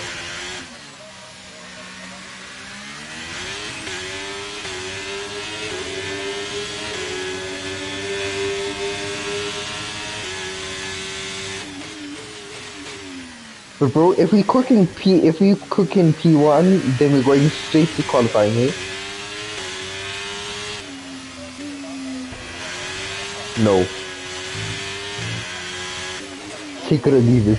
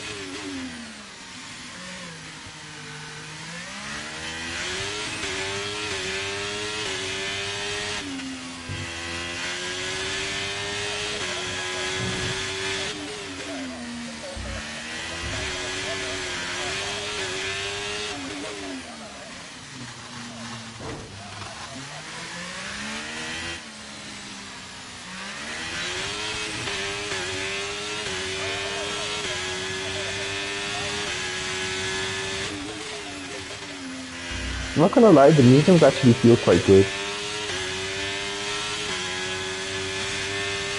How's the heart beating?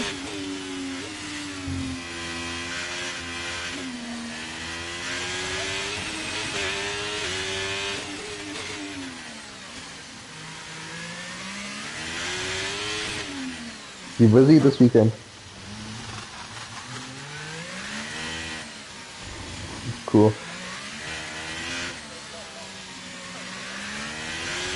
No, Sunday I'm busy. Yeah. Friday. No, I'm studying. It's accounting. Saturday I'm free.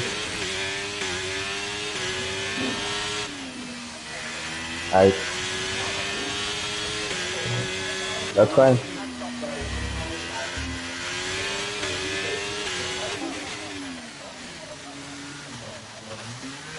I don't. No, my mother was asking if we still have to wear school uniform tomorrow. Because since I'm not going to ride, I can wear whatever I want. But my brother is going to ride, so he can suffer in school uniform. No, he's in your grade. Yeah.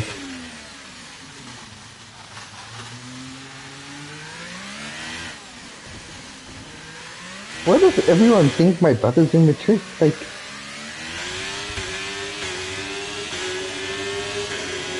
no.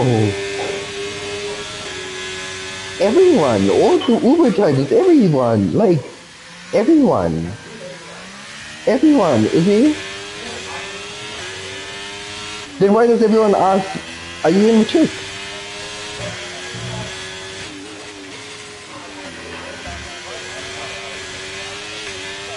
Yeah, what's up? No. Orange. Yeah. Well, not in a while, yeah. No. Nothing. Don't worry about it.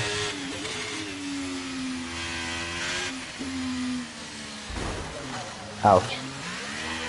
I was doing well, I'm not gonna lie to you.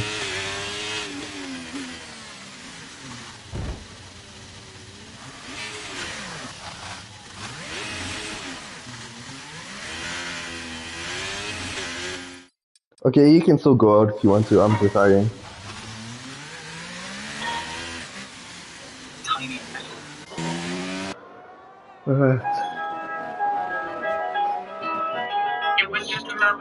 No.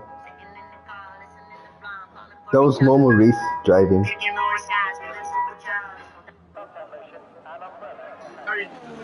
Lying in the middle of the street are 4 Amish kids, and they just got hit by a car. Now, the woman driving that car that hit them is this woman, Samantha Joe. And police are on their way to arrest Samantha Joe, and she doesn't know how she's going to get out of this. Now, Samantha Joe works at a grocery store.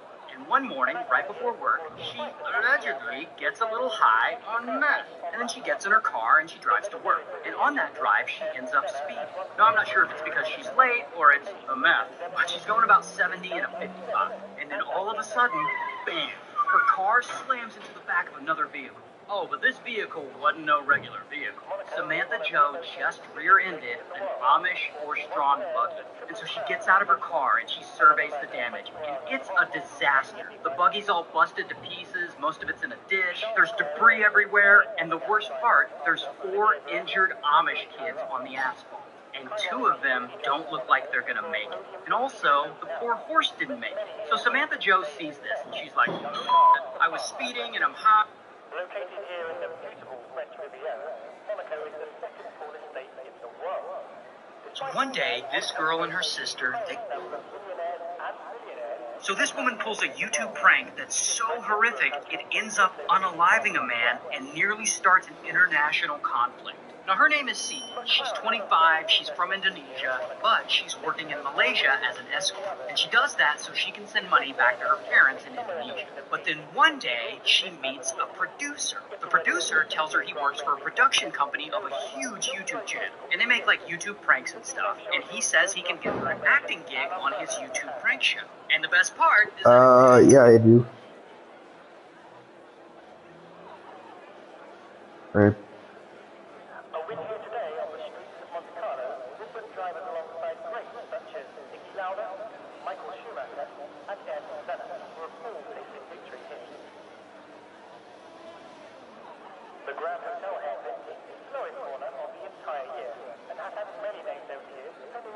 Well, she can quit escort. So this TikToker, let's call so this one a little more just like just another actress involved. Or they'll do a prank on Indonesia, plus they're gonna pay her the two prank show.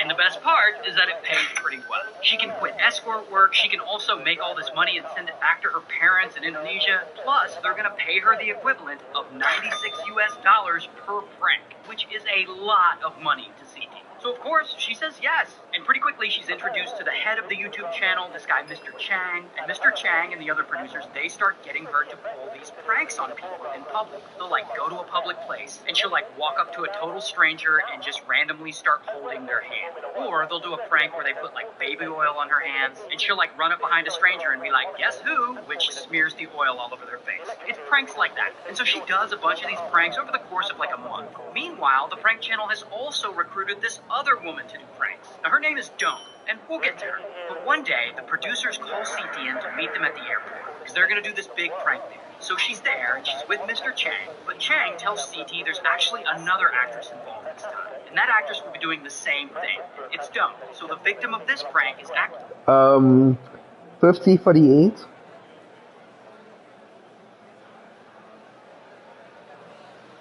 Despite being a notorious 5053. this race has been won from as low as 14th on the grid. Olivier Panis took in which just 4 drivers finished. World champion Jacques Villeneuve and Jenson 50 and 53. started their careers. Villeneuve took his first win after only 4 races in F1 and finished Super in 5? before becoming world champion a year later. I'm not gonna say the negative because it's irrelevant. 1. 13 races before tasting victory and went on to become world champion during 0.06. unlike Villeneuve, Jenson 0.27. Monaco win. Monaco is 12. one of the prestigious races in the world and forms 1/3 of the Triple Crown motorsport, alongside the 24 Hours of Le Mans 7. and the Indy 500. 7. 2. 36. 42. 100. 54. Oldest driver to enter a race was Louis Chiron, who competed at 55 years and 288 22.2. Coincidentally, that race 22.2. 2020. actually going to get double pranked. First by CT, then by Dawn. But anyway, Mr. Chang pours a bunch of baby oil on CT's hands, and then he points to a man out in the airport that he wants for the prank. This man. So minutes later, CT sneaks up behind the man, and then from behind she puts her hands over his eyes, like guess who, or whatever. And of course, this smears the oil all over him. And then about 3 seconds later, Dawn approaches the man, and she smears her hand on his face as well. And then CT and Dawn like giggle or whatever, and then they run away to the nearest bathroom to wash the oil off their hands. Meanwhile, the poor man, he's confused and a little freaked out, and he goes over to the airport security guards, and he tells them that some random women just like smeared something on his face, and that now he doesn't feel well. So security escorts the man to the airport medical center, and his condition quickly gets worse. Like, it is very apparent something is seriously wrong. So they rush him to the hospital, and on the way, he suddenly just dies. So who was this man? Well, let's call him Nam. Now, Nam is an interesting guy, because growing up, his dad was a dictator, the supreme leader of a little country you might have heard of called North Korea. Now, Nam, being the oldest son, he was always first in line to be the next supreme leader. But as he grew up and became an adult, Nam grew to be a little more progressive, a little more open-minded to reforming things for the better. Something his conservative dictator dad really didn't like. But one day, Nam is traveling abroad, and he's in Japan in the airport, and suddenly, boom, he gets arrested. Why? Because he's traveling with a fake passport trying to conceal his identity. Turns out, Nam was in Japan because he's low-key trying to take his son to visit Tokyo Disney, which in his country is a huge no. And once the news of Nam's arrest gets back to Dictator, Dictator is pissed. I mean, the heir to the throne can't be seen going to Disneyland in Tokyo. Disneyland represents capitalism, and worst of all, it represents America. And it's just everything North Korea stands against. So this arrest is a huge source of embarrassment for Dictator, and this Disneyland fiasco eventually leads to Nam being passed over for the position of Supreme Leader. And when Dictator eventually dies, his other son, Nam's half-brother, Kim Jong-un, he becomes the new dictator. And Kim Kim Jong-un hates Nam. And Nam's been living internationally for a while in China. But regardless, Kim Jong-un has been trying to have him assassinated for years. And eventually, he and his regime come up with this elaborate plan. They're going to trick 2 random women into unknowingly killing Nam. And the women and Doan. And when CT and Doan are at the airport that day, the producers have both of them touch Nam's face with baby oil as a prank. But what CT and Doan don't know is that's not baby oil on their hands. No, on CT's hands they put, we'll just call it chemical A. And on Doan's hands they put what we'll call chemical B. And when you combine these 2 compounds, it creates a nerve agent called VX, or venomous agent X. A nerve agent that has been banned around the world because it's considered a weapon of mass destruction and will kill you instantly, especially if someone smears it on your face. So Nam dies that day, right after they touch him. And Mr. Chang and all the other producers who set this up, they're all actually North Korean spies. And they all just flee, and they eventually get away. Of course, North Korea denies being involved in any of this. And this creates tensions between Malaysia and Indonesia. But since those producers all fled, that leaves the only 2 people connected to the crime, CT and Doan. So CT and Doan are in the airport bathroom washing their hands, and they walk out and they look around, and the producers nowhere to be found. So CT and Doan are just like, all right, and separately the 2 women each go home, and they have no idea that anyone died. About a day later, they each get arrested, and CT is so clueless as to what's going on. She literally thinks her arrest is part of the prank show. Like, haha, yeah, right, guys, sure, I'm being arrested, okay. But Malaysian police arrest them and charge them with murdering Nam.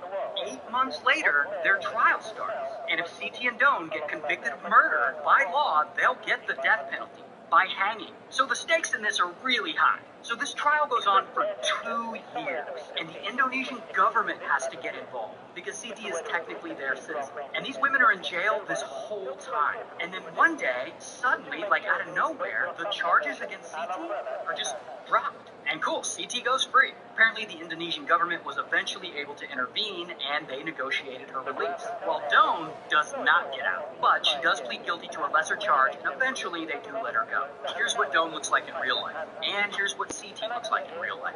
Wow, crazy story. Shout out to North Korea. So this woman pulls a to this TikToker, let's call her Spirit. One day she's in bed and she starts seeing, so this TikToker, her name's Ava. One day, this girl and her sister, they start noticing weird things going on in their home. Like whenever they leave the room, the TV channel randomly changes, or sometimes an item will randomly move and it's not in the same place they left it. It's like their house is haunted.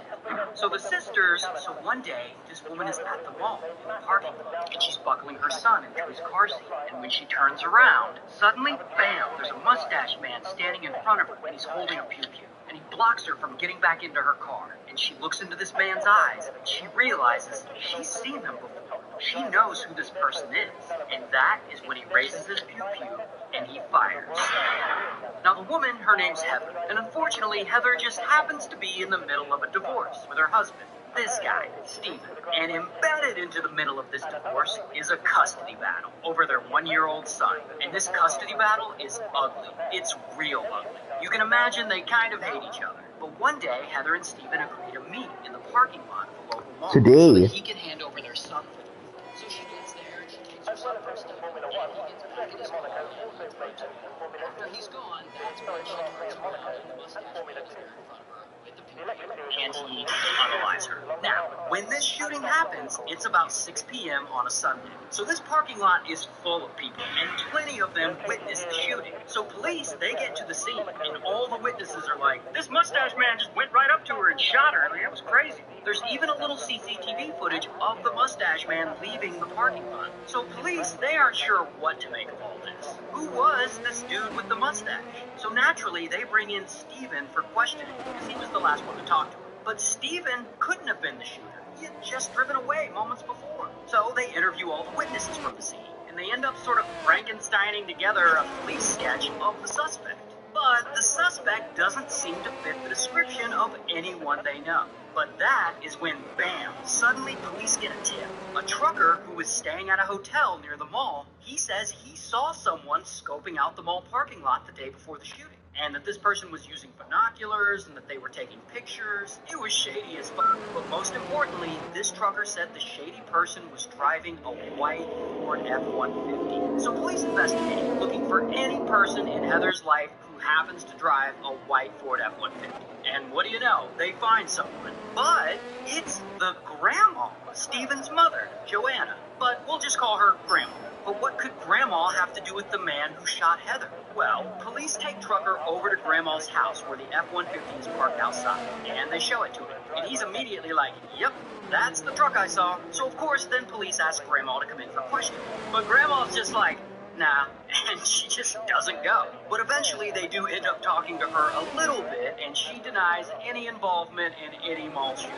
But she does say something interesting. In her conversation, she makes sure to tell police exactly what she's always thought about Heather. She basically says that she thinks Heather was a terrible mother and that she's glad she's gone. So now police really think Grandma's somehow involved in Heather's death. But she won't really talk to them, and there's not enough evidence to arrest her for anything. Until, at some point, police get an idea. They call her son Stephen in again, and they show him that CCTV footage they got of the shooter leaving the parking lot. And they're like, Stephen, could this person be your mom? And Stephen watches the footage, and he's like, oh shit, it is! Turns out that the mustache man who shot Heather wasn't a man at all. It was Grandma. While Stephen was in the middle of his custody battle, Grandma allegedly wanted him to get custody of his son so bad that she put on a wig and a fake mustache, and she dressed like a man, and then she went to the mall parking lot and she shot her former daughter-in-law. So now, Stephen is convinced that his own mom shot his former wife. And so police, they get him to agree to call her and confront her while they record it. I just left the police station and they showed a videotape. It looks like you. It looks like you. It looks just like you. Looks like you. Why'd you do it? So anyway, police go and they search Grandma's truck, and they find fiber from a wig, and they find gunshot residue on her steering wheel, and they arrest her. Here's her motion. And she ends up going to trial, and she's ultimately found guilty of unaliving Heather, and she's sentenced to life. And all this happened in Snellville, Georgia, so shout out to Snellville. So one day, this influencer, he goes by the name Dammit. And if you've ever watched TV late at night in the 90s, you might remember seeing this guy, Don. Our goal is to educate over 200 Let's just get a recap. He goes by the name Dammit. And Yes, ma'am. Boy is about to make the last YouTube video he'll ever make. See, Dammit Boy has this YouTube channel with his pregnant girlfriend, this woman, Mona Lisa. And on that channel, they make family vlogs. If you've ever watched TV late at night and then in the 90s, after you this, might I'm going remember to seeing sleep. this guy, Don. Our goal After this, I'm going to sleep. over 200 million. One day, Don was suddenly found alive. Why? So back when Don had nothing, his whole goal was to do whatever it takes to get rich. So he goes and he starts a dating service. But it quickly fails. And 2 months later, he files for bankruptcy. Then he sets up a little credit repair company, and he charges people to help repair their credit. The problem with that is it's a scam. When people sign up with Don's company, he doesn't repair their credit. He only gives them information on how to sign up for new high-interest credit cards, which would potentially put them right back into debt. So his customers get pissed because this is fraud. So the state sues him, a judge orders him to pay his victims back, and his credit repair business is ultimately shut down. Oh, but that doesn't stop Don. He is determined to get rich. So he starts another grift, and that fails. Then he starts yet another where he's selling 1-900 numbers, psychic hotlines and shit like that. So he starts advertising these 900 numbers in the newspaper. And this is where he learns that advertising, whatever grift he's doing, is going to be the key to make him rich. So he does this, and he really starts pulling in big numbers. Allegedly over $50,000 a week. So he's finally getting rich. But for some reason, this just isn't enough for Don. And he wants to take it further and make more. And that is when he gets into the world of late-night infomercials. And in these infomercials, Don always makes himself the star, and he starts off by selling those same 1-900 numbers. Another way to make unheard of amounts of money But then he starts branching out into selling other garbage. But where he really gets traction is when he starts peddling people good advice on how to get rich. Basically, he's selling get-rich-quick schemes. And this grift is definitely shady, but it's technically not illegal, so it really works for him. And he starts running these late-night infomercials all the time, like every night of the week. And soon, he's selling his get-rich-quick schemes to hundreds of thousands of people. And suddenly, just like that, he and his business are allegedly worth over $40 million.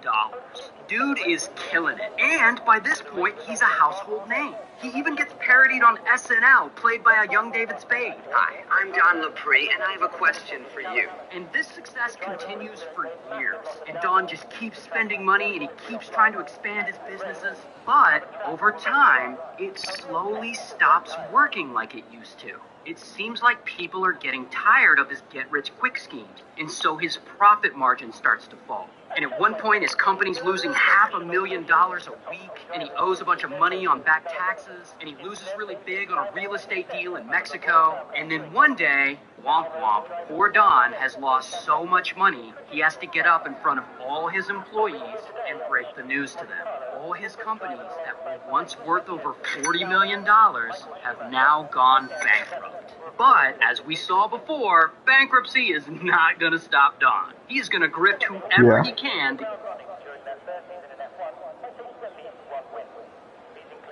Yeah?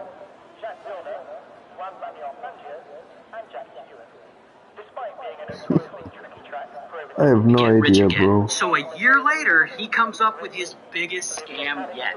And he partners up with this guy, Doug Grant. And Doug Grant is a whole other shady character with a whole other backstory. But Don and Doug Grant, they get together and they decide to set up a company selling, of all things, vitamins. And they call it the greatest vitamin in the world. But despite its name, it's basically just a standard multivitamin. But that doesn't matter. Don knows he can get on TV and he can sell it. And that's exactly what he does. He goes right back to making those late-night TV infomercials, starring himself.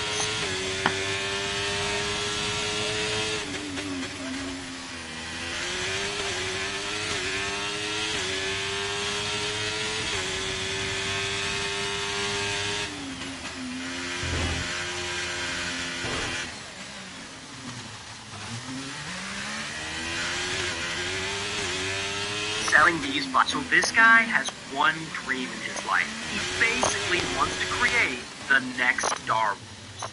Now his name is Lynn, and Lynn is, so this woman, she really wants her husband dead. So one day, this woman goes for a jog around her neighborhood, when suddenly, bam, an SUV pulls up out of nowhere. They get out, and they both have seizures, and they grab her, and they force her into the SUV. The SUV speeds away. Now, the woman who was kidnapped is a normal suburban mom for nature. On that day, Mary goes and her husband, this guy, he gets worried. He starts freaking out, and he calls the police. The search gets underway, and suddenly everyone's looking for Sherry. And the story is all over the media. And they announce a reward for any information about her disappearance. Someone sets up a GoFundMe to help with the search, and it raises over $50,000. But unfortunately, weeks pass, and no one has heard anything. And there's no sign of what might have happened to her. Until 22 days go by, and it's 4 a.m., and a woman driving along the highway, she spots a disheveled person on the side of the road. So she calls police. So police come, and they find it's Sherry there on the side of the highway, and she looks terrible. She's seriously beaten up, she's starved down to 87 pounds, all her hair is chopped off, and strangely, she has a Bible verse branded on her shoulder blade. And of course, police know exactly who she is. They know she's been missing, it's been all over the news. So they bring her in and they question her a few times, trying to figure out exactly what the hell happened to her during those 22 days. But Sherry, she's being really odd about the whole thing. She's not telling them a lot. But after a few sessions with her, she eventually gives them this story.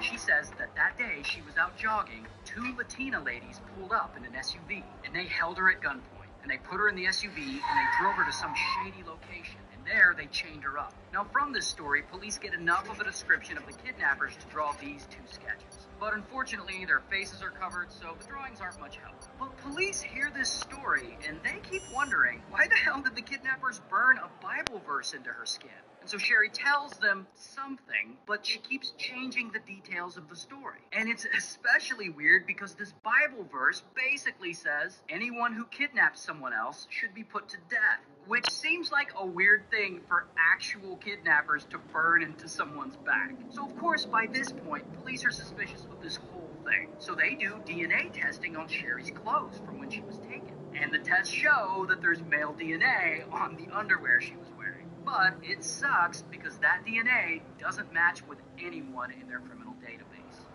Double until, at this point, about 4 years have passed since she was abducted. But then, out of nowhere, pow, their DNA finally links with someone in their database. And basically, the results show that while they can't find a match for this DNA, they did find that it's close to someone else's DNA in the database, meaning that it's probably their relative. So they investigate, and they find that this relative is related to this guy, James. And James just happens to be Sherry's ex-boyfriend. So police find James, and they confront him, and he quickly crumbles, and he tells police that basically Sherry must have kidnapped herself. So here's what really happened.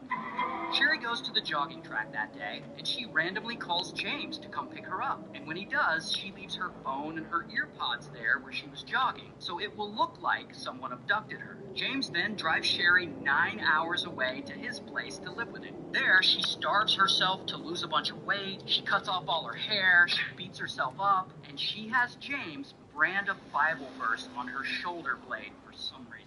Allegedly, Sherry was just tired of her suburban life, or maybe she just wanted attention. It isn't actually entirely clear why she faked her own kidnapping. But after 22 days of living there with James, she decides she's done with this whole plot, and that kidnapping herself was a terrible idea. So she suddenly asks James to drive her roughly 9 hours back near her home in Northern California and drop her off on the side of the highway. And that is where the police found her. But here's the craziest part. According to James, he wasn't even in on the whole scam. He had no idea she was faking her own kidnapping. Allegedly, when she called him to come pick her up that day, he thought she wanted to be with him and that she was just running away from her family and her abusive husband. Which, by the way, it turns out her husband Keith was never abusive. She made that up too. So anyway, police arrest Sherry. I don't have a mugshot, but here's what she looks like in real life. And also, here's what James looks like in real life. Ugh. And so Sherry goes to court, she pleads guilty to all this, she's sentenced to 18 months in prison, and she's ordered to pay back all the money her hoax cost the state, which is around $300,000. While James wasn't charged with any crime at all. Also, 2 days after she pled guilty, her husband Keith filed for divorce. Good for him. Shout out to California.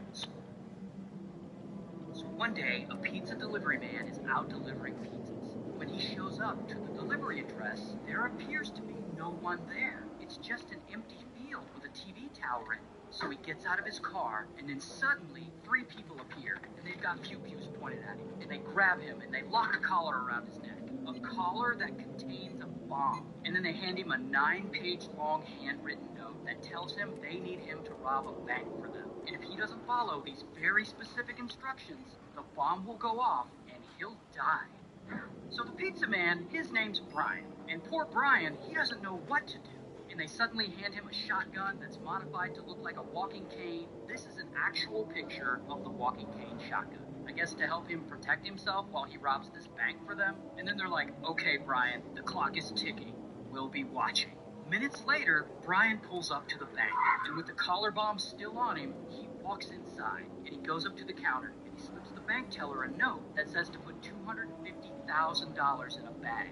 Now the teller, I guess she can't get $250,000, so she puts around $8,700 into a bag. And she gives it to Brian, and Brian leaves. And he gets in his car, and the instructions tell him to go to a nearby McDonald's. So he speeds to the McDonald's to get the next clue, which ends up being a note hidden under a rock there. So Brian gets the note, and then he drives away toward the next location to find whatever clue is after that. But that is when police finally catch up to him for the bank robbery. And they get him out of his car, and then they handcuff him. And poor Brian's like, wait, but I'm a hostage. And then he tells them about the 3 people who put the bomb around his neck and made him do all this. So police, they see the bomb, and they immediately call the bomb squad. And Brian, he tries to tell them, like, you don't understand. I don't have time. I need to finish the scavenger hunt or this bomb will go off. And as the bomb ticks away, it gets louder and louder. And Brian, he gets more more anxious.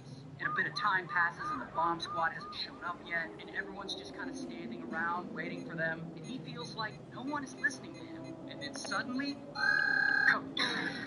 the bomb explodes and Brian is unalived. Now, because this is such an unusual case, the FBI gets involved. And pretty quickly, they get contacted by this guy, William.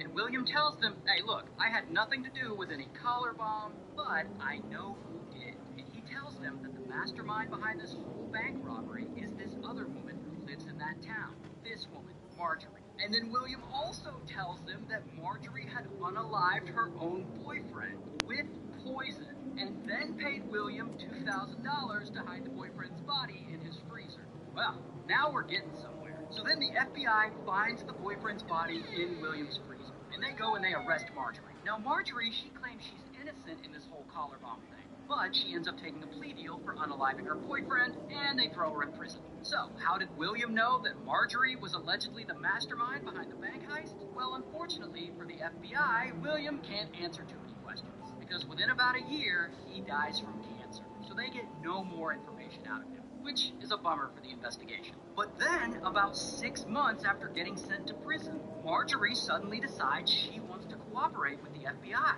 thinking maybe they'll lighten her sentence or transfer her to a minimum security prison. So she sits down with the FBI and she admits to them that she was actually involved in the collar bomb plot, and that her former boyfriend, the one she unalived, knew about the collar bomb and he threatened to snitch on her. That's why she says she unalived him and had William put him in the freezer. But then, to make this even more confusing, the FBI suddenly gets a random tip about another guy involved in the bomb plot. This guy, Barnes. Now, Barnes, he's already in prison for an unrelated drug charge. So the FBI goes to the prison and they interview him. And he admits that yes, he actually was involved in the collar bomb plot, but he says that William, the guy who died of cancer, was actually the mastermind behind the whole thing, not Marjorie. He says William was really the one who sat down and constructed the whole collar bomb, and he built the shotgun cane thing himself. He was handy like that. So Barnes, he pleads guilty to his involvement in the plot, and he gets 45 years in prison.